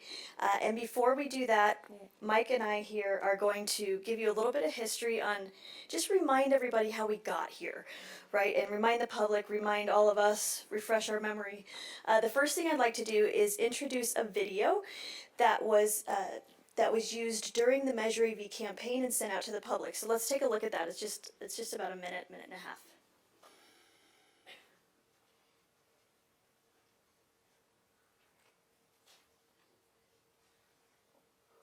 The City of Palmdale's top priority is the safety of our residents, preserving our quality of life, and supporting our local economy through our Palmdale Cares initiative. However, like all cities, Palmdale is facing serious fiscal challenges due to the economic downturn. To maintain essential community services, Measure AV will be on the November ballot. It is a local fundraising measure in which all revenues would remain in Palmdale. If approved by voters, Measure AV would authorize a 3/4 cent sales tax that, for example, would increase the average cup of coffee by 3 cents and would generate about $12 million in annual funds, too. Maintain 911 response times. Keep public parks open, safe, and clean. Support services for military veterans, the homeless, at-risk youth, and mental health programs. Repair streets and potholes. Support food and shelter services. Partner with local organizations. Support community-based policing, and much more. Measure AV would require strict fiscal accountability by establishing an oversight committee. Measure AV is local funds with local control. To learn more, please visit cityofpalmdale.org/measureav. That's cityofpalmdale.org/measureav. These statements are for informational purposes only. So just to reiterate a little bit. There were several of these types of campaigns that went out amongst the entire city and had received tens of thousands of views through all of our channels. And so I just wanted to take that opportunity to tell you how we got here today and how we have taken an opportunity to recalibrate Measure AV as we talk about fiscal year 2022-2023. I do have a quick slideshow that I'd like to show. Miguel, if you can prompt that up for me. So part of Palmdale's strategic plan is to ensure the long-term fiscal health of the city and maintain funding for services. And part of that piece of the strategic plan is to ensure that we have alternative financing opportunities for continued infrastructure improvements and quality community programs. We all witnessed the recession that happened in 2008 when property taxes and sales tax tanked. And many cities resulted in them filing for bankruptcy or having to get extra protections. The city of Palmdale wanted to diversify our income, if you will. And as we start to see on the next slide, go ahead, Miguel. We need to diversify our income because similar to what Janelle reported earlier, we projected a $5.4 million deficit for the 2021 adopted budget in the general fund specifically. We talked about this already, I won't belabor it too much, but our expenses are going up higher than at a faster rate than our revenues are, and so we needed to address that. If we look at it over 5 years, we'll show you the next slide, you can see that gap continue to grow. In the fiscal 2021 budget, there were very specific buckets that we talked about as far as revenues and expenses. I'm going to invite Mike Miller up to talk about that in more specific detail because he will tell you exactly what that $5.4 million gap, part of what it was made up, or comprised of, excuse me. And Mike, I hope you realize nothing personal about me asking these questions. We'll get there. Oh, yeah, no, and Mike Miller, Director of Neighborhood Services. And yes, it was our intent to be able to present to the council this evening. I get to be the ghost of budgets past, right? So here I am. But if you do recall, a couple years ago, we were in the midst of a pandemic. We had a deficit, as Rhonda pointed out, and it would have been worse had not several things happened. And one thing to say about this council is in the middle of the pandemic, it was doing everything that you could do to help our local businesses and doing the outreach while facing a deficit. One thing that bridged us for that period of time, for that fiscal year coming in 2021, is we had an opportunity to have a public safety service agreement with a local agency. And that really created a bridge for that fiscal year of $1.9 million. Had we not had that, the then city manager asked me to sit down with the captain and figure out how to carve a 10% cut in our public safety budget strictly to LASD in the sheriff's contract. That would have meant a 10% reduction in minutes to our deputies, and talking with the captain, it would have eliminated our Partners Against Crime team and our community deputies. And we just felt that wasn't going to work. Well, where else would you go into the budget? Well, you'd be looking at operating and personnel. So we were very fortunate the council did dip into our reserve, and we were able to cover that reserve, or cover that gap that we showed, and also the public safety service agreement that we entered into brought $1.9 million. But with that, we knew that into the next fiscal year, we weren't going to have that opportunity to have a public safety agreement with a local agency, and that the sheriff's contract would go up again, and that's where it really put the light on Measure AV. During this same time, and we'll get into this on another slide, we had started to do the outreach into the community, and that's where we can get into these specifics. But just as a reminder for our public to know that 2 years ago, we were in a tough spot, and council made some smart decisions. We were able to find some revenue, and we were able to focus on working with the community on Measure AV. As we go into the next slide, I will also want to make sure that everyone understands that everybody thinks that we get so much money out of sales tax here at the city, and it's really not the case. You can see from this slide, out of the sales tax that's collected from consumers within our city limits, it's $175 million, of which the city of Palmdale gets 1%. Where does all that money go? It goes to the state of California and the county of Los Angeles. Next slide. More specifically, The state of California gets 6% in those categories. County of LA takes 2.5% out of those that you see there, and we're left with that 1%. Measure AV was an opportunity for us to take that 3/4 cent sales tax that's still left on the table per the state and keep it local, right? That's what the voters voted on in November of 2020. Had we not done that, the county has assured us that they were going to do it for us, and they were going to keep that 3/4 cent sales tax, and they were going to continue to use it for these types of things, and it would not have any local control. So, specific to that, next slide, please. It was so important, just to reiterate, to keep those funds local, to have this diversified income opportunity, to fund those essential services like Mike talked about and that you're going to see in our proposed 2022-23 budget, to benefit us directly and secure the future financial stability of the city of Palmdale. Next slide. As I mentioned before, the county had said, if you don't do this, we will, and they've had significant success. You can see out of all those up there, all but 2 passed. So again, I just want to reiterate, if we had not done this, these funds would have come up in this upcoming election, and they would have been taken out of town. That's the sales tax and transportation that was passed in 2016.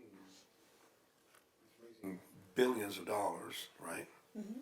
And the money that's going to be coming back to Antelope Valley is a trickle. Yes. And a lot of it projected to go out 35 or 40 years from now. Correct. So it's benefiting down below much more than we're doing, although we are a big contributor to that fund. Right, and we do get dollars that are allocated here out of Measure M and Measure R, and but they are not at the rate that they should. Contributing. Oh, Measure H, we just sent the letter off to the county on them about that. That's After correct. the Revenue Committee looked at it and said how pretty much all but a handful of places are really getting screwed by that. Right. So just one last iteration of what this looks like, just to really drive this home. Next slide. For every $1 the county collects in sales tax from the city receives 23 cents. 23 cents of every $1. As far as property tax goes, the city of Palmdale gets 7% of the 1% for the property tax. So we cannot survive on that alone. So, in November of 2020, next slide please, the sales tax measure was approved for these purposes: to support rental and mortgage assistance, emergency communications, 911 emergency response, open, clean, safe parks, community policing activities, mental health efforts, homelessness. You can see it all there. I won't go through the entire thing. So with all of that in mind, this was the first year for Measure AV. We had a robust budget, but we were learning through that process, and that's why you see at the end of this fiscal year we're proposing a $12 million fund balance, because frankly we were aggressive in what we thought we could accomplish in a year, and we're going to, like I said before, recalibrate, present to you this evening exactly the uses of those, address your concerns about staff levels, and hopefully get your support for how we move forward. With that, part of that recalibration is really dedicating staff to this fund. The first year of Measure AV, we anticipate bringing in $22 million, and we didn't dedicate any staff to help us figure that out. For small cities, that might be their entire budget. So we've now got a committee that's working on this internally to make sure it gets all of the transparency that you're requesting and that everything is accounted for. I will introduce Eric and Sarah to come up and speak about a few things. Oh, but I did forget. There's one more slide that Mike wanted to talk about. Sorry about that. I'm ready to talk about next year. So Mike's going to talk about this. This also helps everyone understand exactly how Measure AV was designed based on community feedback, and then they'll come up and present next year. Mike Miller, Director of Neighborhood Services. So if you look at the graph that's up on the wall, I think what's very important is we go back 2 years ago when we looked at the budget and saw the position we were in, and we went out and we did outreach to the community. I think council's very aware we went out and canvassed the neighborhoods. We put knuckles to doors. We went out to 4 Point Swap Meet. I think I was out there 4 Sundays in a row. And it was a good connection. We were out on social media, publications. It was really a great outreach by our organization, and community partners were a huge part of this that really believed in what was going to happen. But out of the survey that was done to the community, as we were trying to figure out how to balance our budget, you can see these were the top priorities within the community.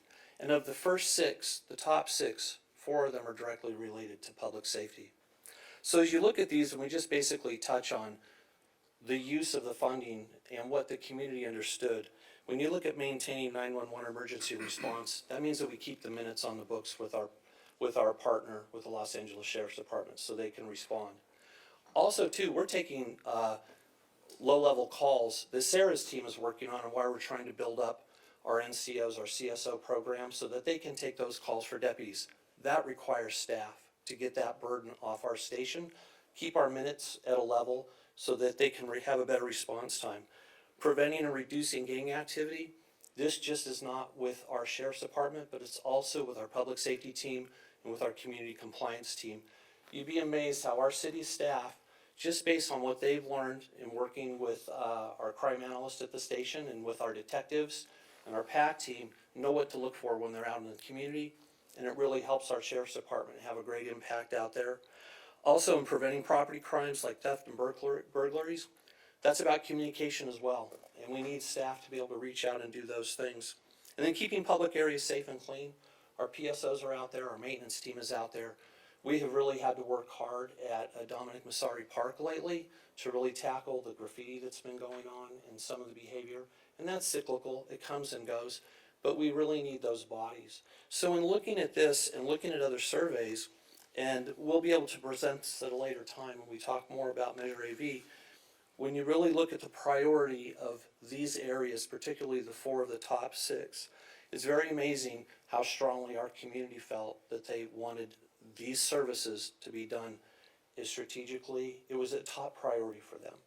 So as we consider this and we move forward, as much as I like to understand that there is a need to have bodies in the field performing those services, it's a holistic approach of working with our residents, building bridges so our deputies communicate better with our residents, building that communication, that's what makes our community so safe. I mean, our numbers have really drastically dropped. Even during the pandemic, we saw our numbers go down. So we thought this was important to share with the council, but also to remind the community that, yes, we want to have programming and we're going to do those things, but also too, we want to make sure that we're creating a safe platform for our residents so they can prosper through the grant programs and different things. I think that's very important, and I'm sure that everyone on this council feels the same way. To the extent that we have our staff taking reports, taking over some of the duties that perhaps the sheriffs, it frees up the sheriffs to do more serious policing, there should be some kind of a workout. If we're reducing time that the sheriffs are not devoting to report writing or something like that on a misdemeanor or some other minor offense, there ought to be some kind of a trade-off. I believe that perhaps the contract could be adjusted in that way. I believe the city of Lancaster has a similar kind of a situation. And we are talking about those, Vice Chair.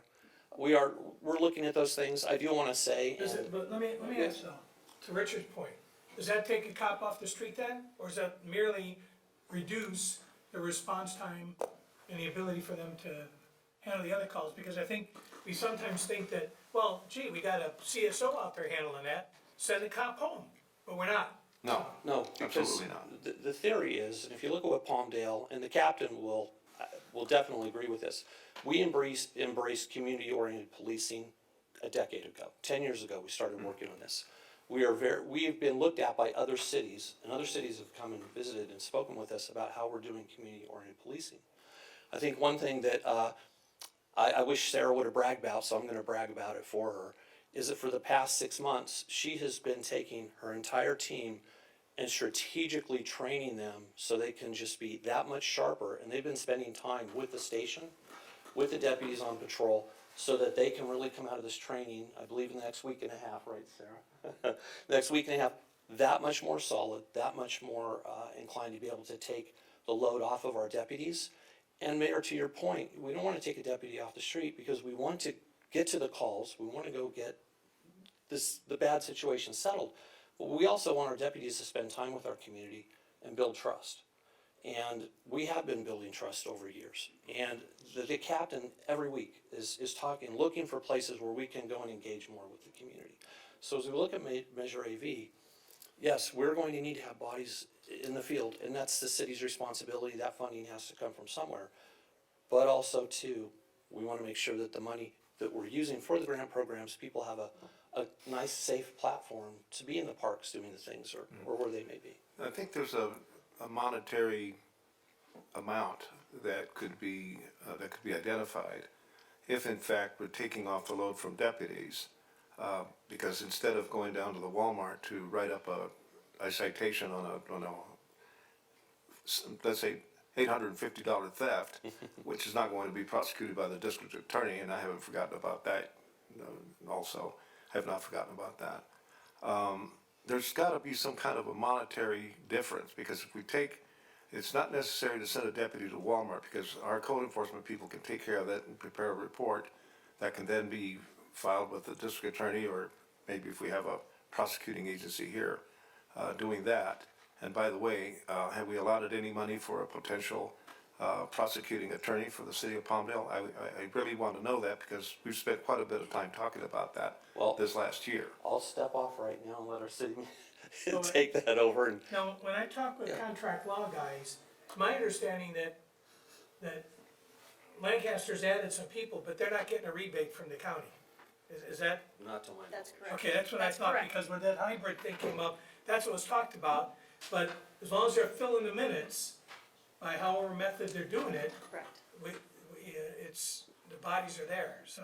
To speak to that, I remember when we originally were talking about adding these bodies, it was to free up the minutes for existing deputies so they could respond to those emergency calls quicker and have our code guys deal with some of the smaller issues. And one point to that, Mayor, if I could, our community is starting to grow again. Our census showed the true numbers of our population, but we're seeing new neighborhoods sparking up in the next few years. By taking this approach that we're taking, we want to look at if we can maintain the number of minutes we have with the growth of our city, that benefits us. So with this contract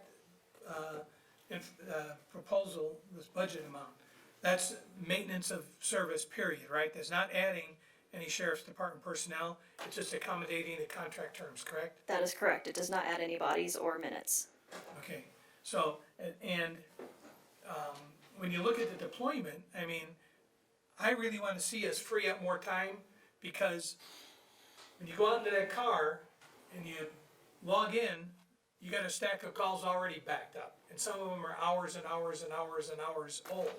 And it's not fair to the community that's sitting there waiting to get a report done on a catalytic converter theft, you know? And when you start looking at the way the deployment is, the response times, especially in the far west end, are horrible, you know? So my That's point- not the guy's fault, but if we can relieve some of these lower level calls, or to those other calls throughout the community that just require that little bit of hand holding, somebody to take a report. Cause the online system, for 3 years, we've been asking to have that system improved, and it hasn't. If anything, it's gotten worse. And you can't report a catalytic converter theft, or your car getting broken into. So You the know, point- it's pretty much, if it's your cell phone that got ripped off, that's all you can report. The point I'm trying to make is that there's a monetary tag that could be applied to that, because it's not just writing the report. If we have a code enforcement person on a theft, and let's say that it's actually filed by some prosecuting agency, it's also going to require someone to appear at the court if there's going to be testimony to be provided. There has to be someone that's going to be providing a report to the district attorney and so on, or to the prosecuting agency. So there's a value to that. And I don't know whether, I'm not talking about reducing the minutes that we have for the sheriff's department. I'm talking about using that resource of minutes for quality policing. Yes. And also including the community outreach, which I think is fantastic. There's some great things that are being done by the department. But to the extent that the labor that's involved in sending a deputy or a code enforcement person out to write up a theft and then prepare something to send to the district attorney's office, there's a value to that, and that's what I'm talking about. Right. So, and perhaps there could be some discussion about whether that's a value that could be adjusted as far as the contract is concerned. I think that value actually is in response times throughout the community then. That's correct. Because if you're not coming in and finding 12 calls backed up on your screen when you log in, that, and sometimes they go out, and how many of these calls, we can probably get that number, we probably have an analyst that can get us that number. But a lot of people just finally call back and say, never mind, you know, cause I gotta go to work in the morning, I'm not waiting any longer. Right. So I think that's where that value comes in as well, Could be, so. but And I think, you know, to speak to your comment more, Vice Mayor,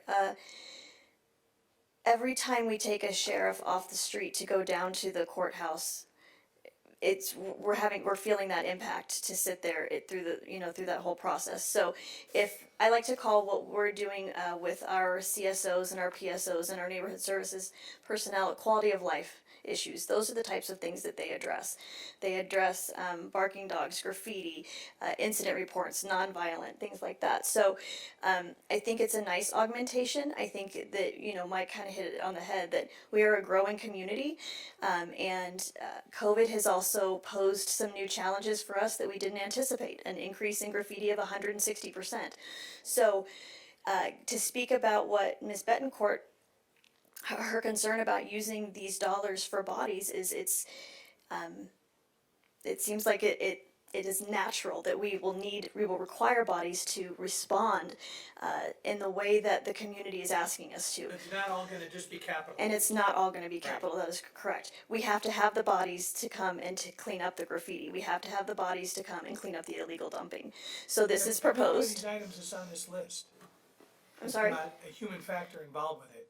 The street potholes don't get fixed, you can't address homelessness, you can't do any of these things without having the bodies to do it, so that makes sense. And so to clarify, just like you said, this is not supplanting, this is in addition.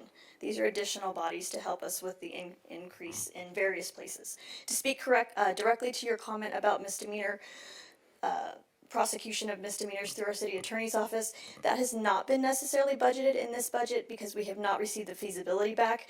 There is a wide range of costs that we anticipate, anywhere from 1 to 4 million.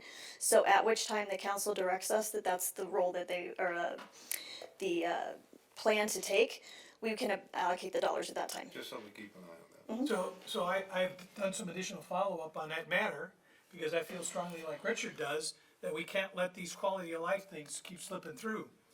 But the last city that put that into the district attorney's office was summarily denied. And they had the plan all in place, they had the attorneys in place, and everything else, and they got blown off and said, no way.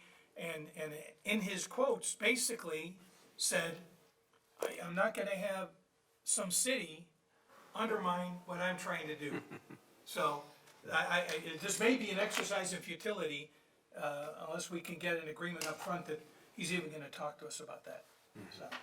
But it was Redondo in Manhattan that just went through that. I heard about that, and I also believe that there's a way out of that, and at least at one of the presentations, that there was a way around that, decision by the DA. But the point is that people are being hurt by criminals at that level. I'm not talking about felonies, obviously the felonies are being prosecuted, but misdemeanors, some of them, right? Some of them aren't. Things that used to be felonies are now misdemeanors. And people are being damaged because people are out there committing crimes and there is no prosecution. And that's wrong. I think we have a responsibility to our community to go after these people that are doing these things. I mean, graffiti is a crime, right? And theft is a crime. All these different things. Drunk in public, although I understand that, you know, that the attitude of the district attorney is to say, well, we're not going to prosecute those things. But sometimes that's the only way we can get them to go to an AA meeting. That is to say, a person that's drunk in public, it gets cited out, they're not put in jail. But that may be the only way that we can get some kind of intervention with that. So if the DA's not doing it, then we ought to be doing it, because we really ought to be dealing with the issues that are raised by alcoholism, by drugs, and by mental illness. So that feasibility study, as I understand it, is due back to the city attorney's office here in the very near future. So we will have that before you for consideration. Thank you. In the interest of time, this has been a long presentation and I want to make sure that you want to continue to go into this level of detail. You have in front of you the last page of your budget packet for this item is a breakdown of Measure AV dollars and exactly how we plan to use them for this next fiscal year. They're broken down into 4 major categories: public safety, infrastructure, community programs, and economic development. That being said, would you like to hear about some of these individually, or would you like to take the time to digest this and come back at our future meeting closer to adoption to discuss it? I'll hit some highlights like we talked about. We're really focusing on graffiti and illegal dumping. We are really focusing on park development. We are very much focused on some CIP projects, some multi-year CIP projects, community programs for the unhoused, mental health programs, SAVES, as well as some economic development incentives that we would like to include in this next year. Are we going after reimbursement when we, do we still have a graffiti detective up here? I know we lost one, but do we get one back? Are we still going after them, and are we making any recoveries on that? We are. It's not a one-for-one by any means. No, I know that, but I think we have to publicize it when we do catch them, and we do, slap that lien on mom and dad, because they didn't recognize that all the stuff that was on their kid's bedroom wall was also on the neighbor's wall, So, yeah, I think we need to, and then, as we start going down through these various expenditures here, sometimes it's the expenditure is discussed, sometimes the organization is discussed. I think we need to get a better look at that because it's inconsistent, like when you go down to community programs. So I think we need that breakdown. I also think that the slideshow has been great, but I think that it's helpful for us if we have those slides physically in front of us as well. Absolutely. And just I don't know about the rest of you guys, but just a couple of days to digest this is, So we're committed. Today is just the presentation of here's where we believe we're going. In general, get your consensus that we're going in the right direction, to show you that we do have a balanced budget this coming year, to show you that we're really invested in Measure AV and increasing that transparency. And then we come back in June, at the second meeting in June for formal adoption. We will get the budget book to you with all of the detail here in the next week or two so that you have plenty of time to digest it before adoption. One thing I do want to point out about Measure AV is we did build in this year an independent audit at the request of the committee. Again, this has not gone before the committee just yet, the Measure AV Oversight Committee, but it will here in the next, I think, week, where they will have a chance to weigh in on all of these opportunities as well and provides a little bit of direction. what's the metrics on that? I know that we've had things before where we provided like space and a facility or something for a group. And one of the things we've asked for is we gotta get some information back so we know what it's producing or what it's done or what we've accomplished with that. Will there be some sort of similar metric with these programs as well?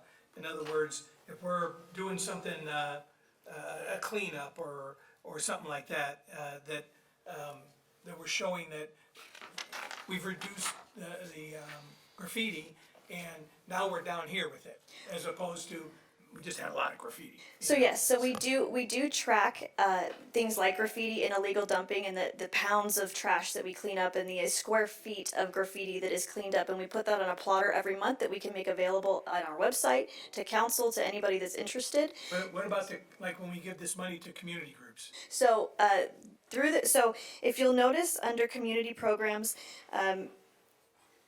we're basically taking it to the community grant program line. We have eliminated the individual donations that you saw here this past year. So everyone has to be vetted through the community grant program. So through the contract that we will be providing to each person that receives city dollars, we have, I think as our city attorney mentioned last time, they have milestones they have to meet, quarterly reports, annual reports, and should they not perform in the way that they have outlined in the program, we do have the clawback provision to take those dollars back from them. There's also been some criticism we've heard that there were checks cut to some organizations and things, maybe Measure AV money or maybe just under signature authority or something like that. Can we make sure we get an accounting of what that, what that might have looked like? Because again, I've got we're all getting people asking us questions about this. Sure, so we can provide you info, I believe you're asking about under community programs, some of the specific, community organizations that are listed there. And we can get you that for this current fiscal year. That process will not happen next year. We don't intend to hand them out that way at this time. So there's some of these that are in here listed So you'll now see, that- if you look at the line item under fiscal year 2023 proposed, the second from the right, you'll see that those are zeroed out for 2023. I think that needs a lot more scrutiny, so we'll have more conversations about that. And I'm concerned about the amount of discretion that was given to the committee and how much power they had in respect to this. And the fact that we, who are ultimate deciders on this, have not been provided any information of the specifics of whether these organizations have merit or not. And, I mean, the committee had the applications, I understand, but they didn't have any real power to say this organization gets it and that one doesn't. And They've made a recommendation only. they made an overall recommendation, Yes. not to specific organizations. But they had applications that they received and they looked at, is my understanding. But we have the ultimate decision on this, and we don't have that information. So I understand that we're going to get that between now and June 1st. Yes, so And just to double down on that is that going back to my previous comment was, I think there was, before people started putting these applications in, having a public record, having the various levels of review, there may have been some Measure AV funds that were dispersed prior to that. And I'm disturbed by that. That doesn't smell well, and I'm getting tired of talking to certain people about things like this. And you know what I'm talking about. I understand. All right, so we'll Like I look said, at- those, you can see that those are zeroed out in the proposed 2022-2023 budget, and we would suggest those go through the grant program next year. To your point, sir, the Measure AV grant program was ported over to the June 1st meeting, and you will have copies of all of the applications prior to review. Okay. Is the presentation done? I make some comments. Are we done Sure. with the presentation? Yeah, okay. Well, I like to switch the focus just a little bit. In my own personal view, it seems that we are looking at Measure AV in a negative way. There's been a lot of discussion on how things were done and they were not done and so on. I like to switch the focus just a little bit on how we can celebrate what Measure AV has really done for our community. First of all, it got passed in 2020 for the voters. And not only did we get more revenue than expected, we got like $22 million instead of Correct. $15 million. I think those are reasons to celebrate, because now we are able to see what we can do with what the voters passed. Again, to me, it seems to be a lot of negative discussion on why this, why that, and this and that.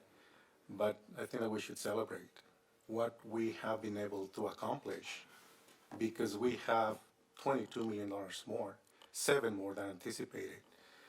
And I think that it's something that we should continue to do, celebrate those achievements, because we're giving that money back to the community in different grants, different programs, different ways of giving that back. Yeah, it was the first time that we went through this, and there is a lot to learn from it. I realize that. And I don't think that staff is given enough credit for the tremendous work that is brought to you. Thank you for working so hard on this. And it's a positive thing for me to be talking about $22 million that we are giving back. We can improve. There will be another opportunity to look at how we can make this even better, to give it back. Because it's the community's money. They said, yeah, tax us 0.75 more, use it for programs, and we're giving some of that back. To the point on whether this should be going to salaries or not, we are not at the luxury of expecting to have a static public safety budget. As we know, it goes up every year, just with the sheriff's contracts alone. Adding additional bodies to code enforcement will help us provide a quality of life to our residents. And that was one of the premises of passing Measure AB. Quality of life does not come cheap. We know that. We are growing. Testament of that is the graffiti that we've all seen throughout the city. It has increased exponentially. Dominic Massari, one of the points on Measure AB was to keep our parks clean and safe. Yes. Who's going to clean up the graffiti? These 4 or 5 code enforcement officers that we have who are exhausted with cases, and having 6 additional is going to help, definitely. But we need to do that. Our public safety budget, it's going to keep increasing just because that's the fact of city's growth. There's positive things and there's negative things. As far as capital projects, I see on the budget here, and I want to touch a little bit on salaries on our employees. We all know that we have lost a lot of employees for various reasons. Some of them are retiring, very well deserved after so many years of service. We're losing employees to other cities that pay over 20% more than we do.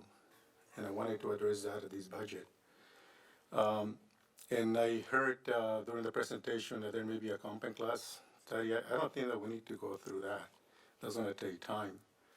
I think that we, the council, need to look into how can we better attract employees and how can we retain them.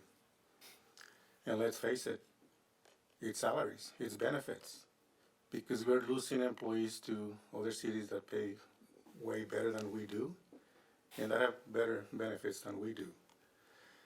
So on that project on the comp class that I heard, I don't think that we need to go through that. I think that we need to keep our employees. I think that we have the authority to say, let's look at our salaries and let's compensate our employees. Because it doesn't matter how many positions we have, 16, 10, we're not getting applicants because Lancaster, Santa Clarita pay better. And we need to keep that in mind. Is there any legal requirement on that that you're aware of? Can I continue with that? You can ask that question. I just want to find out about the comp and class. Okay. But Okay, you so can, okay, go ahead. I was patient with everybody. You guys talked and I didn't interrupt you. I was trying to support you on your comment. And I think that you're going to support the comment because our residents are also being affected by the lack and delay of projects. We all talked about building our parks that were started. It was 2019, I believe, that we borrowed $5 million from the general fund to be put into parks. We almost completed one park at $2.4 million. And looking at the budget here, on page 2 of 3, 2023 proposed budget capital improvement programs, Dominic Massari, 2022 year-end projection is $5.1 million. That was 40 years ago.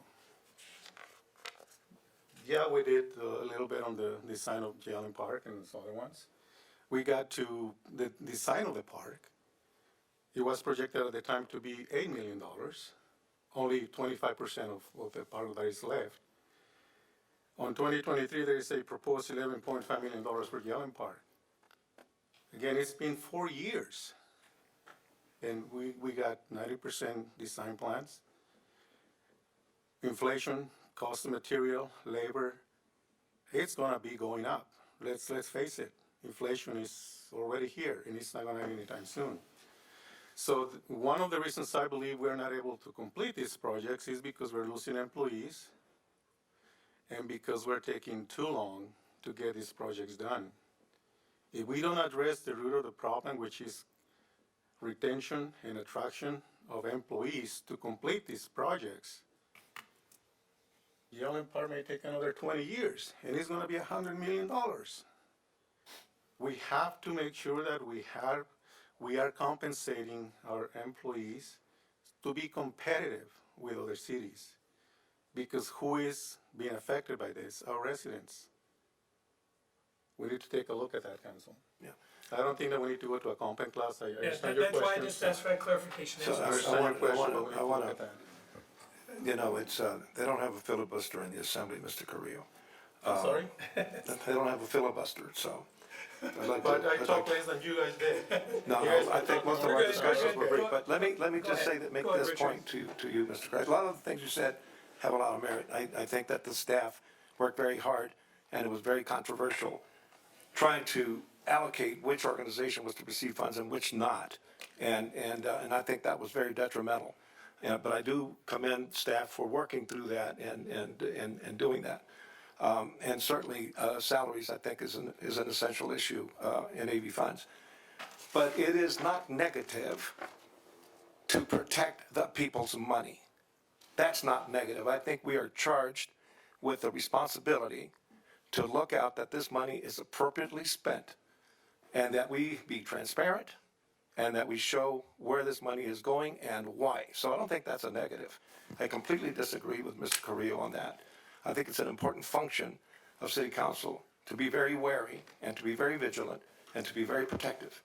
And I know that some people just want to throw money around because we have it. I don't think it's negative to say we can't do that and we shouldn't do that. Anyway, end of speech.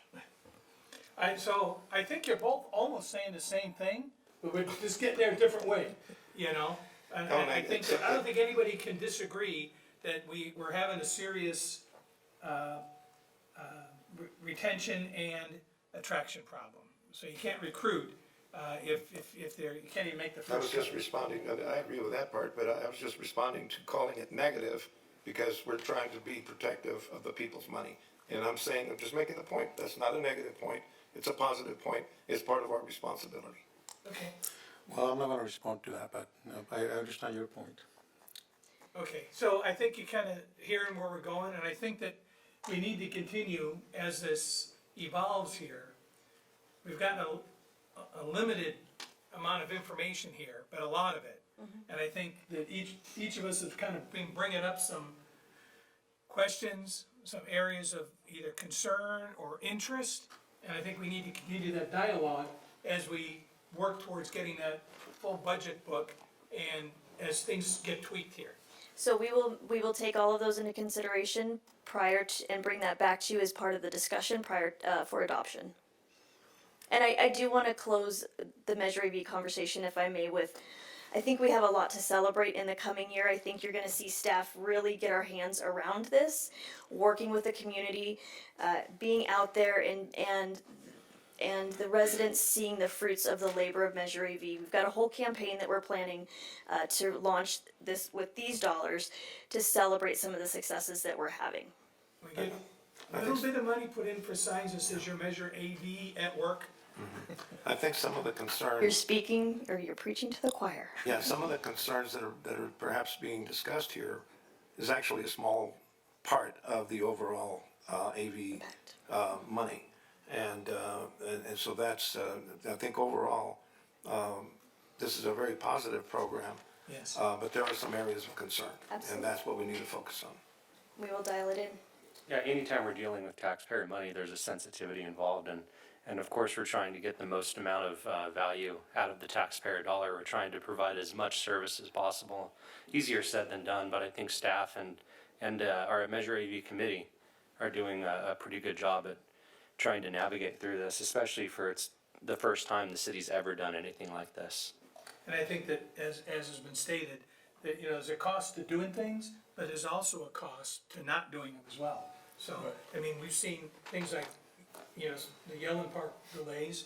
I mean, how many people in the room still know where Pioneer Park is? You know, things like that, things like the Warnock Nature Park. I mean, those, you know, you probably added a couple of zeros onto those projects as they keep getting pushed down. So it was a really good point though. So, housing commissioners. So anything you want to add to this part of this process? Because it affects housing programs and stuff as well. Anybody? No, I just wanted to thank the city, all our employees for the last 2 years. I know they've given up a lot during COVID, and it seems like we're finally on the upswing of it. You guys have sacrificed a lot, and I appreciate it. Phil, Mr. Denny? Not really. I've gotten a real education as the rookie here, from listening to all you elders, so it's been Watch, elder, what's that? Come on. I called a senior earlier today, come on. Thanks for the Thanks. compliment.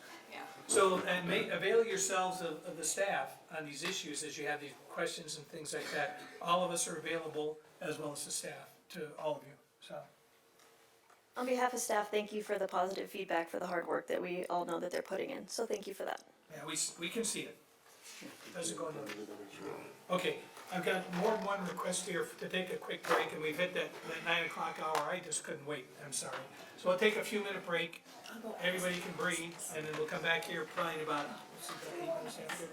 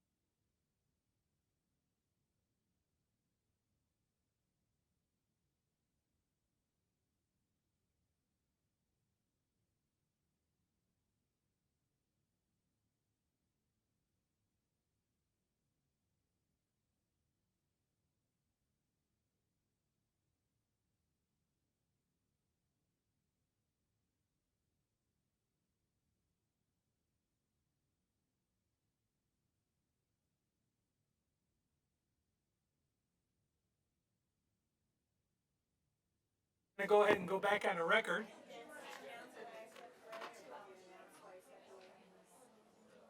No, we didn't take any action. All right, we're gonna go back on the record and we adjourn the Housing Authority at this time. As you notice, they're off the dais. And we are moving on to item 14.1, presentation by MBS regarding CFD Community Facilities Districts. Chuck? Director of Public Works, and pleased to present NBS is our financial consultant that's been working for the city for more than a dozen years in various capacities, and just only recently last year joined us to start working on our LMDs, the streetlight assessment districts, an audit, and they're also proposing for a long-term strategy for changing from those districts to a community facilities district model. A lot of cities around the state are doing that, and it's something that we're proposing to do. And NBS is going to walk through the pros and cons, or mostly pros, of doing that. And on the line, we have Sarah Mayers with NBS and Paul Timmig with Quentin Timmig, and they will be presenting this item.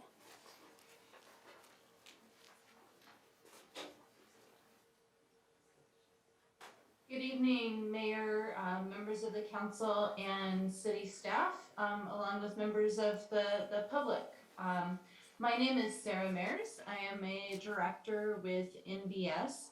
I have been working with special financing districts such as the city's landscape and lighting districts, community facilities districts, etc., for over 20 years. And my history with the city of Palmdale actually goes back to the very early 2000s. I worked on some of the trade and commerce community facilities district workouts that were done there in that time frame. So glad to be here this evening to talk with you about your maintenance districts now, and switching the programming over potentially from the landscape and lighting district model that you've been using for several years to community facilities districts.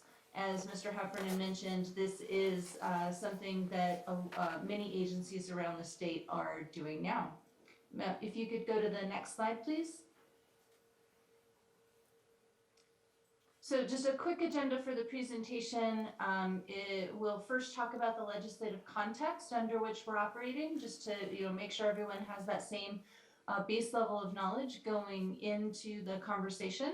We'll talk about CFDs generally and the CFD formation process, and then we'll wrap up with some time for questions. Next slide, please. So I know you just spent quite a bit of time going through your budget, and of course property tax is one of the biggest sources of income for the city of Palmdale, as well as most other cities around the state. And I'm sure you're all at least somewhat familiar with Proposition 13, which was a voter initiative that was approved in 1978. Proposition 13 materially changed how local government agencies receive funding, and particularly property tax revenue. The proposition had the effect of limiting the assessed value, which of course is the value of property on which your general ad valorem property taxes are based on, to a 2% increase a year. Prior to Proposition 13, those values could increase, really with the market. It also had the effect of limiting the ad valorem property tax to 1% total. And that prior to Proposition 13 was also a situation where, a city could say, well, this is our budget, this is how much we need, and please go tax properties accordingly. And with Proposition 13, we now have that limit of 1%. Proposition 13 is encapsulated in the California Constitution, Article 13A. So with all of those changes, property tax and generally revenue for most cities became very limited after Proposition 13. And so there are a number of other financing mechanisms that sprung up in place of those other revenues to address obvious budget shortfalls and so forth that started to occur. Next slide, please.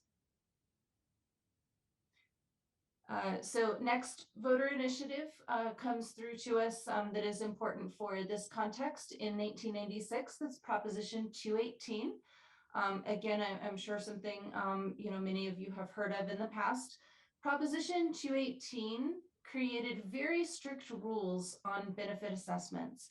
It dictated that an engineer's report be prepared for every assessment district that outlines the general and special benefit, separates actually the general and special benefit, and proportionally allocates the special benefit to every property within the assessment district, and ensures that each individual property owner's assessment is no more than the proportional special benefit that is conveyed to that particular parcel. It also said that government-owned property is not exempt, and detailed the proceeding by which assessment districts can be formed or assessments can be increased. That proceeding is called a protest ballot proceeding, and it's not a vote, it is a property owner proceeding where each individual property owner receives a ballot that is weighted according to the financial obligation of their particular parcel. And those ballots are tallied, and if the total dollar amount of those ballots cast in opposition to the assessment is greater than the total dollar amount of ballots cast in favor of the assessment, then there is a majority protest and the assessment may not be imposed. So I know that you're fairly familiar with the assessment process, having done some pretty recent landscape maintenance district annexations here in the last couple of months. Proposition 218 added Articles 13C and D to California's Constitution. Next slide, please. So California loves these voter initiatives, and so we've got another one coming through in 2010, this time Proposition number 26. And Proposition 26 adds the definition of tax to California's Constitution. So these were changes that were made to Articles 13C and D. But what it does is define tax by exclusion. So it says a tax is essentially anything but certain specific various charges, and that includes fees and assessments. It also gives us a little bit more detail on general taxes versus special taxes, and clarifies that a general tax requires a majority vote, and in most cases a special tax requires a 2/3 vote.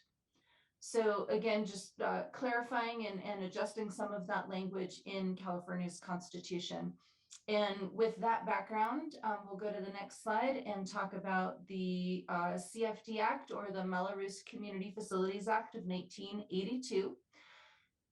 The CFD Act was put into law pretty shortly after Proposition 13 as a direct reaction to Proposition 13 and the limits that were placed on the ability of local government to raise revenue to finance needed facilities and services. The CFD Act calls for a reasonable special tax methodology and apportionment, and we'll just contrast that for a moment to what I just discussed related to the assessment that requires an engineer's report that has a very detailed analysis of special benefit and general benefit and proportionality and allocation of the special benefit for the assessments. This is a much less strict requirement, wherein the special tax just needs to have a reasonable methodology. There is also a provision related to services.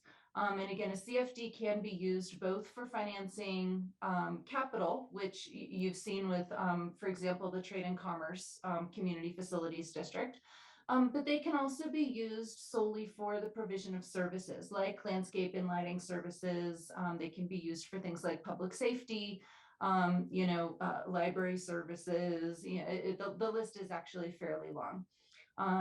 And so back to that list of services, if there is a landowner vote, which is generally how most CFDs in California are formed, where a local government agency is working with a developing project. So a landowner vote where there are no registered voters, right? It is generally vacant land. And so there are no registered voters there. The services have to be in addition to those that are being provided currently. They cannot supplant those services.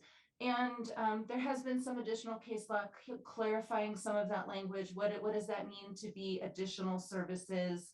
And really the court, a summary of what the courts have said is that the services are in addition to those that were being provided at the time of the CFD formation. If there is a different level of service being provided as a result of new development. So development of property requires a different level of service inherently. And of course, in the case of the landscape and lighting services, where you have property that is vacant and does not have landscaping, does not have lighting, and those improvements are installed and then need to be maintained, those are considered additional services. If you want more information or want to read up on the CFD Act, that's in Government Code Section 53311 and following. Next slide, please. So this is just one more, one more slide to give you some additional detail on the community facilities district generally. We talked about the reasonable metrics that have to be met for a community facilities district, and that they are not benefit-based, nor are they cost-based like fees. They have to achieve local goals and policies. So the city has local goals and policies in place around the use of community facilities districts. And so we need to ensure that any new districts would be in line with those local goals and policies. And again, those additional services, those services have to be in addition to those being provided if there's a landowner vote. There are provisions in the CFD Act for either a registered voter vote or a landowner vote. And the threshold there is that if there are fewer than 12 registered voters, then the vote is by landowners. It is a vote of landowners based on the acreage of the property that each landowner owns. In most cases, though, you would be working with generally a single developer, and so there would just be usually probably one ballot. But you do have to have 2/3 votes in favor. So whether that is your landowner who is casting their ballot or you have a registered voter election, you do need 2/3 votes because this is a special tax. I've just provided here a sample list of services for you. Again, police and fire services, parks, roads, open space maintenance, flood and storm protection, maintenance, road maintenance is included. Really just very flexible, long list of services that can be funded by a CFD. And in terms of facilities, again, just to give you some additional context here, things like parks and parkways, open space, flood and storm protection system, and this is on the facility side, so infrastructure installation of these types of improvements, and any public facility with a useful life of 5 years or more. So again, a very, very broad application here. Next slide, please. This slide may be a little bit hard to read with all of the detail on the screen, but I'll walk you through sort of the big boxes here. There are a couple of different ways to begin a CFD formation. One is by petition of landowners or a petition of registered voters. A CFD can also be initiated by local agency by request of 2 members of the legislative body or by majority approval of the legislative body. Once a petition is received, if that's how the CFD is starting, within 90 days, the legislative body has to adopt local goals and policies. You already have those in place, so that's, unless there's a reason to change those goals and policies, we don't need to take that step. So likely the first step in terms of the legislative action will be the resolution of intention. The resolution of intention approves the proposed CFD boundary.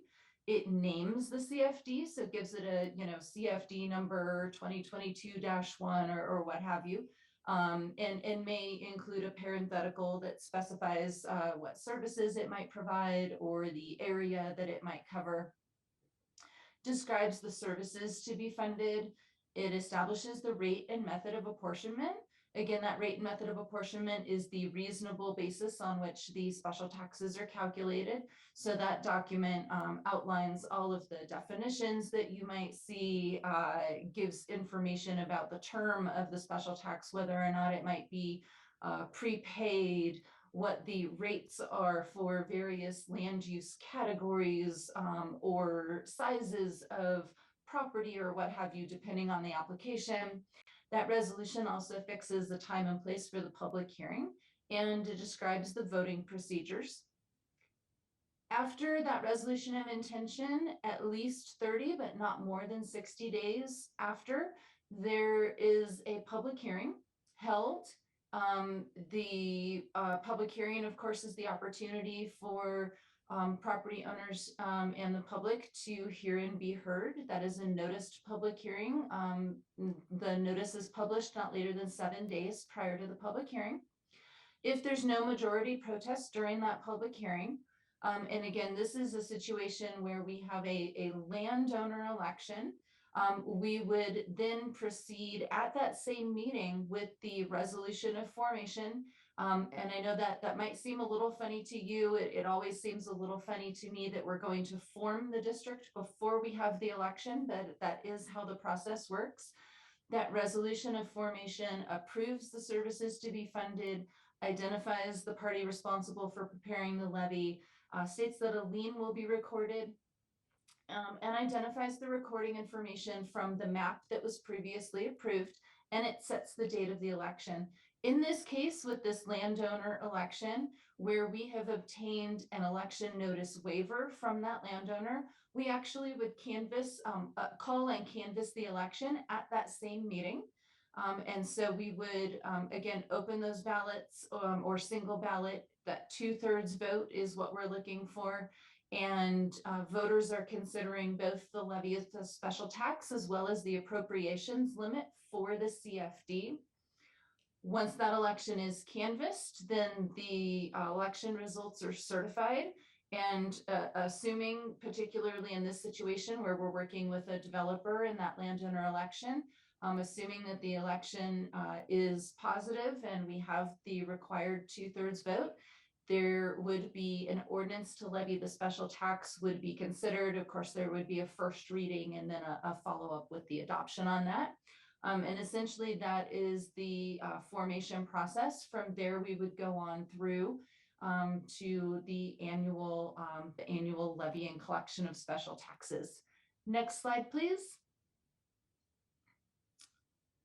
So this is your opportunity to ask questions about the CFD. If there's any additional detail in terms of what you might be looking for about why we are discussing the change from the assessment districts to the community facilities district special tax, I'm happy to go into more detail for you.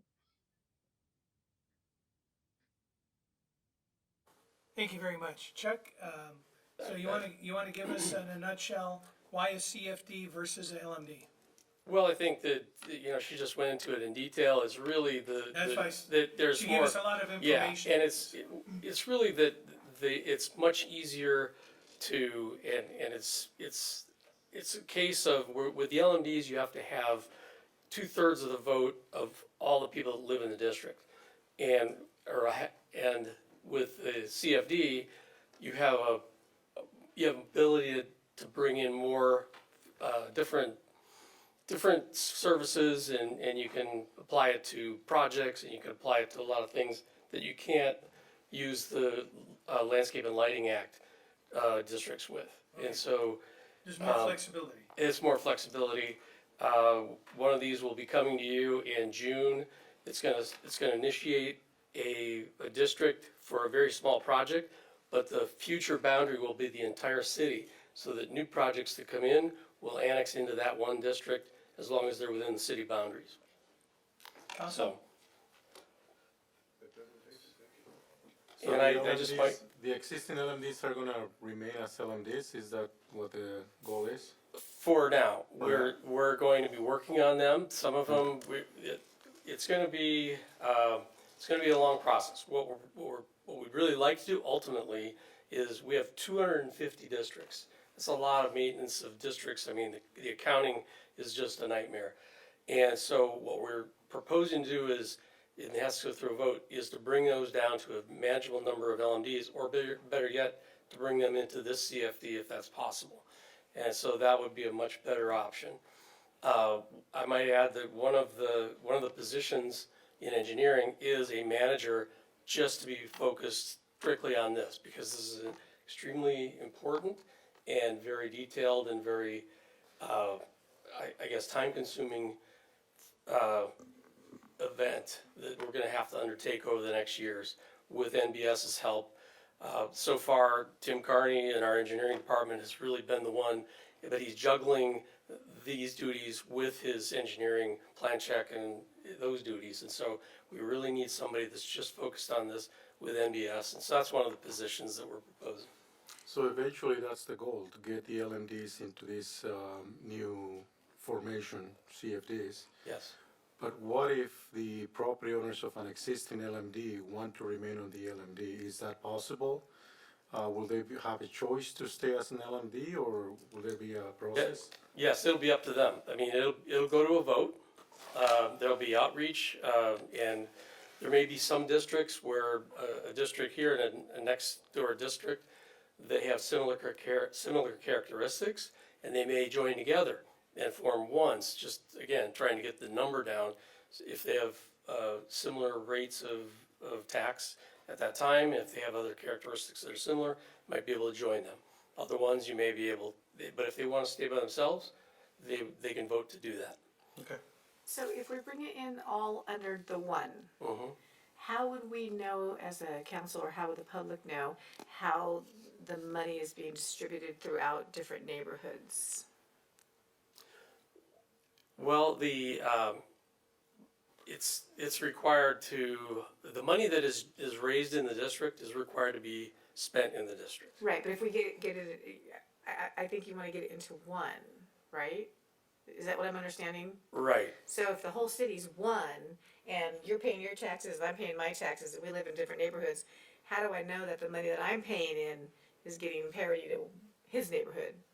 Well, I'll see if Sarah has a way to answer that, but I would say that may be a reason that you may not want to vote for it. Okay. I was just curious Yeah, how that works. because I didn't know if there was a mechanism in if it place is to into go, one, they're paying so much, so they get so much landscaping or maintenance or whatever, Right. and they're paying 10 times as much, and so they're gonna, I'm just trying to understand how the whole system works. yeah, I think as a homeowner, you lose a little bit of, I guess, visual control over, because it is sort of, that it's kind of spread out. I don't know, Sarah, do you have a better answer for that? Yeah, it's, within the context of the CFD, we would anticipate using tax zones. And so, each individual development, could potentially, or, as Chuck mentioned, you could have some of the districts that are combining or what have you, but, each group could come into their own tax zone, and those can be tracked separately. So not only could they have differentiating rates based on whatever their needs are, but they would also be able to be tracked separately. I don't see any paperwork reduction there, but we'll see.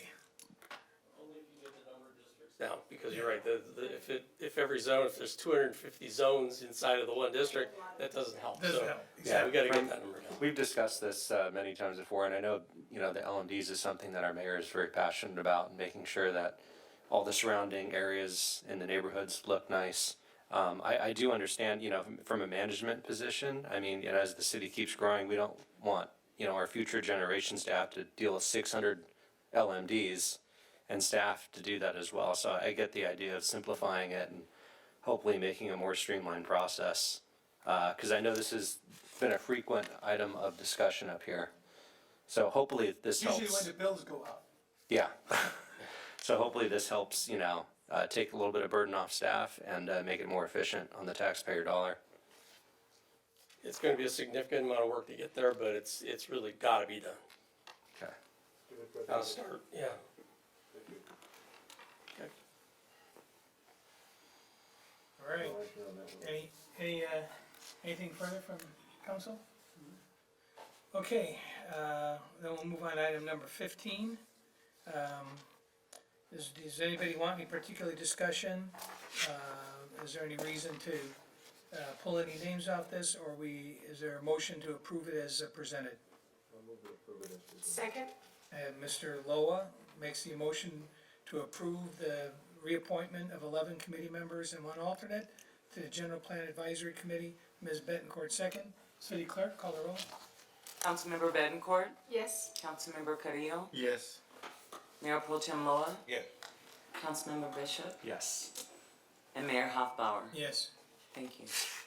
Item number 16.1, public hearing and review of proposed resolution CC 2022-059 for adoption. Planning. Good evening, Mayor and Council. Mayor, did you say that you're gonna have more public comments on the hearings? Yeah, you have to have Okay. separate public Okay, I comments. just didn't see it on the, Yeah. okay. So introduce yourself to everybody. Brenda Magana, Senior Planner, presenting on behalf of Justin Sauter, Associate Planner. Thank you. Give me a minute here while we get the PowerPoint up.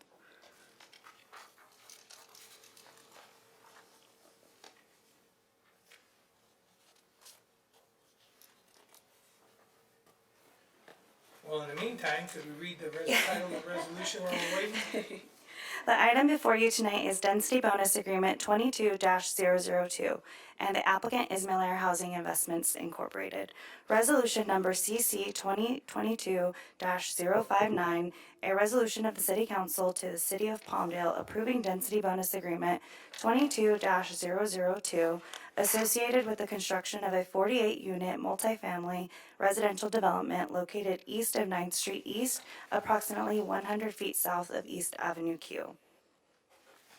The applicant is requesting the approval of a density bonus agreement that will facilitate the construction of an affordable multifamily residential development on a 1-acre vacant parcel located on 9th Street East, south of East Avenue Q. Multifamily projects are permissible with administrative approval in the T5 designation of the Palmdale Transit Area Specific Plan, with the approval of a minor site plan review. The multifamily residential project associated with the density bonus agreement was approved by the planning manager through minor site plan review 22-002 on May 17, 2022. The density bonus agreement will facilitate the development of 3 5-story buildings containing a total of 20 2-bedroom units, 28 3-bedroom units, and a manager's unit. On-site amenities include 2 community rooms and shaded picnic areas with tables and barbecue grills. The development also includes a commercial retail component fronting onto 9th Street East that is accessible to residents and the general public. A density bonus is an increase in the overall number of housing units that a developer may build on a site in exchange for including affordable housing. State density bonus law offers incentives that are intended to encourage the development of affordable housing, including up to an 80% increase in density. The project site is, as I mentioned, is within the T5 Urban Center designation of the Palmdale Transit Area Specific Plan. The minimum density for the site is 30 units, and the maximum density is 50 units. The applicant is proposing 48 units. All 48 units will be reserved for low and very low income families. The applicant is not increasing the density allowed on site, and they are not requesting concessions or incentives. However, the applicant is utilizing the DBA for the state parking ratio for affordable housing to reduce the parking requirement. Based on parking requirements in the specific plan, the development is, as proposed, is required 96 parking spaces, but utilizing the state requirement, the development is only required to 24. Therefore, the applicant is doubling that and offering 50 spaces. To help alleviate some of the parking concerns, here you can see there are several nearby bus stops in relation to the project site. There are multiple stops along East Avenue Q and 10th Street East within a quarter mile of the project site, as well as a couple stops along East Palmdale Boulevard within a half mile of the project site. Furthermore, the project is located within a half mile of the Palmdale Transportation Center. Here's a screenshot of the map of bus routes provided by the Antelope Valley Transit Authority. The project sites represented by the star, as you can see here, there are 5 routes there's actually 6 routes within close proximity to the project site that run along East Avenue Q, 10th Street East, and East Palmdale Boulevard. From these routes, a resident of the proposed project would be able to access most of the Antelope Valley by connecting to either the Palmdale Transportation Center or the South Valley Transit Center. The recommendation is to adopt Resolution Number CC 2022-59 approving Density Bonus Agreement 22-002 associated with the construction of a 48-unit multifamily residential development located off of 9th Street East, approximately 100 feet south of East Avenue Q. That concludes my presentation. I'm available for any questions. Could you go back one slide, please? So, you're making a point that this is only half a mile from the transportation center, but there's no real way of getting there directly because you have to go through a railroad track, there's fences there, you actually have to go all the way around. So per state code, a transit railway does not count as an obstruction. Oh, it doesn't? It does not. Try crossing one when a train is coming, right? But in other words, practically speaking, it's really not a half mile away. I mean, you have to go around. He's gonna deal with that at the state with this practical, There you but, go. you know? So what the state considers an obstruction would be a freeway, any body of water, lake or river or mountain. Okay. I think actually though, that when you look at current and proposed, state, parking, issues on there, it more than complies and meets every one of those check boxes, because if you've got a bus that, is within, a quarter mile or half mile, as long as it comes there, what is it, every 1 hour, they consider that okay. I believe it's 15 minutes. Right. And I think we've talked about this last time too, and I appreciate this slide that shows the transit. I mean, it looks like it's substantial transportation is offered to the site. Right. So- And this location is in the transit area specific plan. Right. So it is definitely zoned for this. Eventually, we're gonna solve that access point to that half mile, once all that comes through. Someday. So, but I mean, it looks good, and I hope that really turns into a reduction of parking needs, you know, for the people that are going to live there. You know, oftentimes, in low-income areas, actually, there's more cars than fewer cars. And- Right. And in this specific area, I'd like to point out that there's actually 6 bus shelters. Right. Okay, well, that's good. But still, a lot of people need cars because they need to travel to jobs in the valley or wherever, and they're still low income. And, but anyway, I mean, I know what we're trying to do here. We need the housing. You know, the density bonus is probably appropriate here. But I just wanted to point out. And there's really no density bonus there using that section of the law because it allows for this particular deviation, correct? Correct. Right. You know what, I have to open a public hearing on this. You guys okay with that? Okay. Okay, IT, you have anybody on this item? 16.1? So we have one person with their hand raised. Okay. Jason Zink, feel free to unmute yourself. Yes, City Council. My comment is basically that it seems like we're doing everything piecemeal. We don't really have a plan. We're being dictated by the state. We could always push back the state, But like Lois said, this doesn't even connect to the transportation center. There's no sidewalk, it's dirt. I don't know how hard it is to call Supervisor Barger and say, we want sidewalks along Sierra Highway, to the transportation center. Can we do that? But this parking thing, do we really want Palmdale to turn into another LA and have actually less parking? My aunt lived in the senior citizen complex. One of the biggest complaint besides the rent going up all the time was that she couldn't find parking and the guests couldn't find parking to visit her. So I think we need to look at this seriously. I know there's a housing crisis. We're probably gonna have to approve the project, but we need to I really would like to sit down with staff, any council member, and look at this stuff and create a real plan. We're doing everything piecemeal. They're not even, I looked at all these projects. We're letting amenities go. We're letting play areas go. We're not we're not building swimming pools for these people. What quality of life will we presenting to the people of Palmdale and to the new residents that come here? So I'd like you guys to really just think about that for a second. But call the county up and get some sidewalks along Sierra Highway in the county island, on the west side. So people can at least walk to the transportation or ride their handicap scooter to the transportation center. We can do better, you guys. We have to. Thank you. Thank you. And we just reappointed you to the General Plan Advisory Committee, so bring it up there. I agree with you. Anybody else, sir?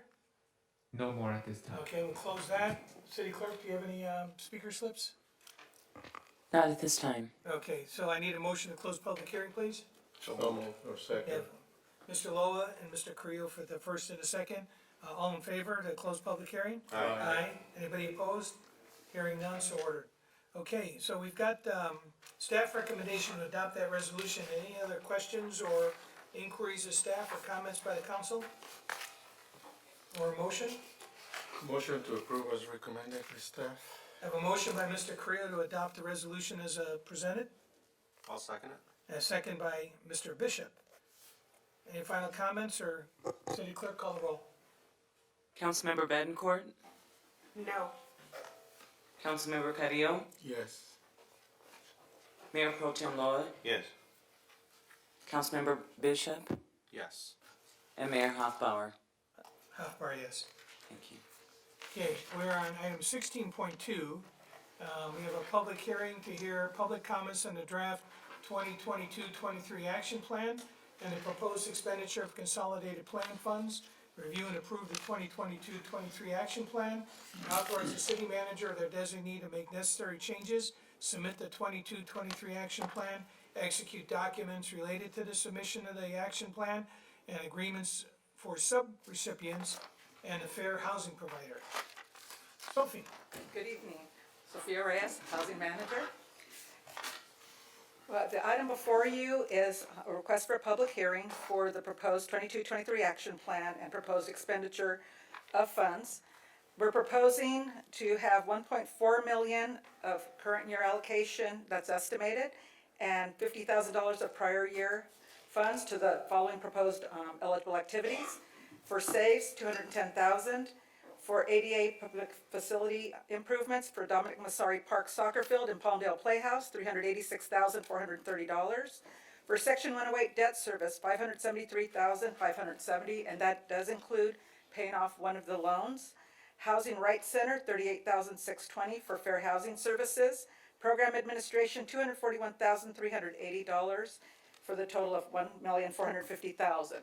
For home activities, we are estimating $400,000, proposing to utilize for tenant-based rental assistance of $175,000, for affordable rental housing projects that have not been identified for $185,000, program administration for $40,000. We anticipate receiving the allocation by the end of the month, and we will be adjusting any proposed expenditures to be that are not fixed, that are based on a percentage, will be adjusted at that time. Staff is available for questions. Any questions from the council?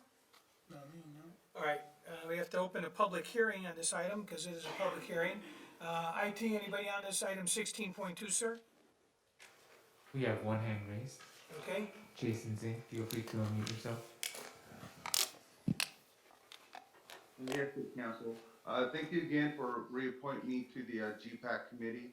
But again, I will say this, how hard is it to call Supervisor Sparger's office, Public Work Director, and get sidewalks in the county island so people can walk we need to keep it on this item, okay? on the sidewalk? It makes no sense. I don't get why you guys like to live this way in this city. But anyway, the lack of consideration and really basic respect of no public input on the city budget workshop is disturbing.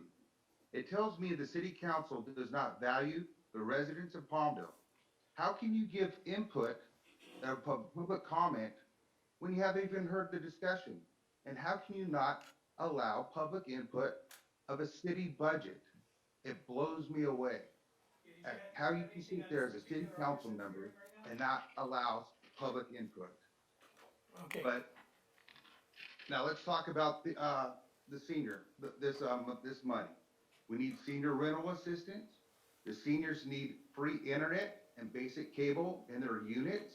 How would you like to be 70, 80 years old, 90 years old, and look at four walls because you can't afford to have internet or watch basic cable because they're taking all that money for rent? Don't the seniors of our city deserve a quality of life? Do they? Yes, of course. I'm just so disturbed by everything. I really am. I think it's a lack of leadership. It's a lack of common sense. I'm gonna tell you right now, I'm in Arizona right now. If you guys came to Arizona, I want what's in Arizona for the people of Palmdale. It's a higher quality of life. You guys talk about wages for city staff. I guarantee you, it's not always about money. It's about a quality of life. I guarantee you, I took a staffer from Palmdale and show them Arizona, they'll leave Palmdale in a heartbeat. It's about leadership and quality of life. That's what makes people decide where to live, not money. Thank Thank you. you for your time. Thank you. Anybody else? We have one more. Dave Bowman, feel free to unmute yourself. Mr. Bowman? You know, there've been a lot of times when you guys have gone ahead and almost tried to ridicule Jason Sink, but he is a very highly intelligent man who has a massive amount of experience as far as real estate is concerned in business. Now, what he just went ahead and he said, I would be totally 100% in support of, as my friends would be. And the reality is that you really have to go ahead and start, like he said, you really have to start going in and listening more to the constituency, especially in relation to this MAV thing. You know, a lot of bread, man. That's a lot of bread, and all I go ahead and I see is the city council and the city manager's office going ahead and spending on a lot of things that are contrary to what it was we were promised with Measure AV. Okay, so I hope you guys are ready for all that stuff. Anything on this item, though, Mr. Bowman? Excuse me? Anything on this particular item that's... That's exactly what we're getting at, okay? What I'm going ahead and I'm getting at, and again, please, I would appreciate if you wouldn't interrupt my time. Okay, as far as the issue is concerned, I think any kind of housing that goes on up here in the Antelope Valley is welcome, because rents are so high up here, it's absolutely ridiculous. And as far as the other things that Jason was talking about in support of our seniors, amen, man, amen. Because that's what nobody else is going ahead and thinking of. We have to start thinking of our brother, being our brother's keeper. That is a Christian ethos. You can have your mic back. Thank you, sir. So we're looking for comments on the Consolidated Action Plan. Do we have any other comments, IT? No more at this time. Thank you. We'll close that. City Clerk, do you have any there? No, not Okay, at I this need a time. motion to close public hearing, please. I have a motion. Do I have a second? By Mr. Lowen, by Mr. Bishop. All in favor? Aye. Hearing no opposition, so ordered. Okay, any further discussion or Is there, a motion to adopt the recommendation and findings as in the staff report? Mr. Loa makes the motion to approve that. Second. Mr. Carrillo makes the second on that. City Clerk, can you call the roll, please? Councilmember Bettencourt, Yes. Councilmember Carrillo, Yes. Mayor Pro Tem Loa, Yes. Councilmember Bishop, Yes. and Mayor Hoffbauer. Yes. Thank you very much. The item carries. Good presentation, thank you. Thank you. Item 16.3 is to a public hearing for comments on the draft home ARP allocation plan, and it's you again. Sir. Thank you, ma'am. We're requesting a public hearing to hear public comments on the draft home ARP allocation plan, the proposed expenditure of the Home Investment Partnerships Program American Rescue Plan, which is the home ARP, funds of $2,093,986 to review, approve, and submit the home ARP allocation plan and execute documents related to the submission of the home ARP allocation plan. To ensure broad input of the home ARP allocation plan from stakeholders and the public, we met with the city engaged in consultation with stakeholders and the public, including a virtual consultation session, a survey of stakeholders, and a 30-day public comment period. To address the needs within the community, we've received input from the stakeholders, and they all agreed that the city should continue to fund the development and support of affordable housing, tenant-based rental assistance, supportive services through HUD funding available to the city, including annual allocations of CDBG and home, and focus this new allocation of home ARP funds towards the development of non-congregate shelter units. Staff is available for questions. Thank you. Council, any questions, or we go to public comment? IT, anybody? We have one hand raised. Jason Zink, feel free to unmute yourself. Mr. Zink? Yes, you talked about comments from stakeholders. Well, how about the stakeholders that live in the senior complex? When's the last time you've asked for a survey from them? Or the people in the complex next to them? Right? I've asked for you guys to have a survey of them, to see how they're living, how they're feeling. Maybe they have some comments they want to make regarding this special money. Why is this money being spent on Dominic Massari Park? Why can't That's not on this item. It's not this. Why can't you general fund money for that and use CBD money to help the seniors? Why isn't there a grocery store for the senior citizens and the low-income people and the minorities that live around Portland Park? You guys might think you've done a great job, but I cannot pat you guys in the back. I cannot do it. I cannot be a Christian man and say that you guys are doing a good job. We have so much to do. We are so far behind. And we haven't even stepped one foot. We're actually going backwards. We got a lot of work to do. We got to do things differently. We got to think outside the box. You didn't talk about one youth program. One youth program. Why can't we prevent crime instead of spending money to fight crime? Isn't an ounce of prevention worth a pound of cure? We need to do things better, you guys. I just don't get it. I don't get it. Okay, well, I'd invite you to contact our housing department, and they can show you this a little bit more clearly then. How do you not have a homeless shelter with a city of 170,000 people? No homeless shelter to get moms and kids off the street. I don't get it. Thank you. You guys Anybody don't else? impress me. That it? Thanks. Okay, but if you're still watching, go by the Nights Inn. That's exactly what that's for. Anybody else? No more at this time. Okay, I'm gonna close that. City Clerk, do you have any? No, sir. No? Okay, all right. So let's get back to the home ARP plan. Move to close the public hearing, or? A motion to close public hearing. Do I have a second? Second. I have a motion by Mr. Lois, second by Mr. Carrillo. All in favor? Aye. Aye. Anybody opposed? Hearing none, so ordered. So we have recommendations and findings in the staff report. Does anyone have any further questions, or do we have a motion? Motion to approve. Mr. Carrillo makes a motion to approve that. Second. Mr. Loa makes a second. City Clerk, can you call the roll? Councilmember Bettencourt, Yes. Councilmember Carrillo, Yes. Mayor Pro Tem Loa, Yes. Councilmember Bishop, Yes. and Mayor Hoffbauer. Yes, Thank you. thank you very much. Okay, that brings us to the end of the, I do have a request for direction to our city manager. On May 7th, in the Los Angeles Times, Steve Lopez, columnist, quoted Congresswoman Bass that the solution to the Los Angeles homeless problem was to build a homeless village in the city of Palmdale. And I would like for us to respond to that. I know that Mr. Carrillo responded in a letter, but I think that the city should have taken a position on that, addressing that issue, that a person who may become the mayor of Los Angeles thinks that all she has to do to solve the homeless problem in Los Angeles is to ship them up to Palmdale and use land up here for that purpose. And while I am very, very sensitive to the issue of homelessness, having observed it close up, I don't think that her statement to push people up here is appropriate.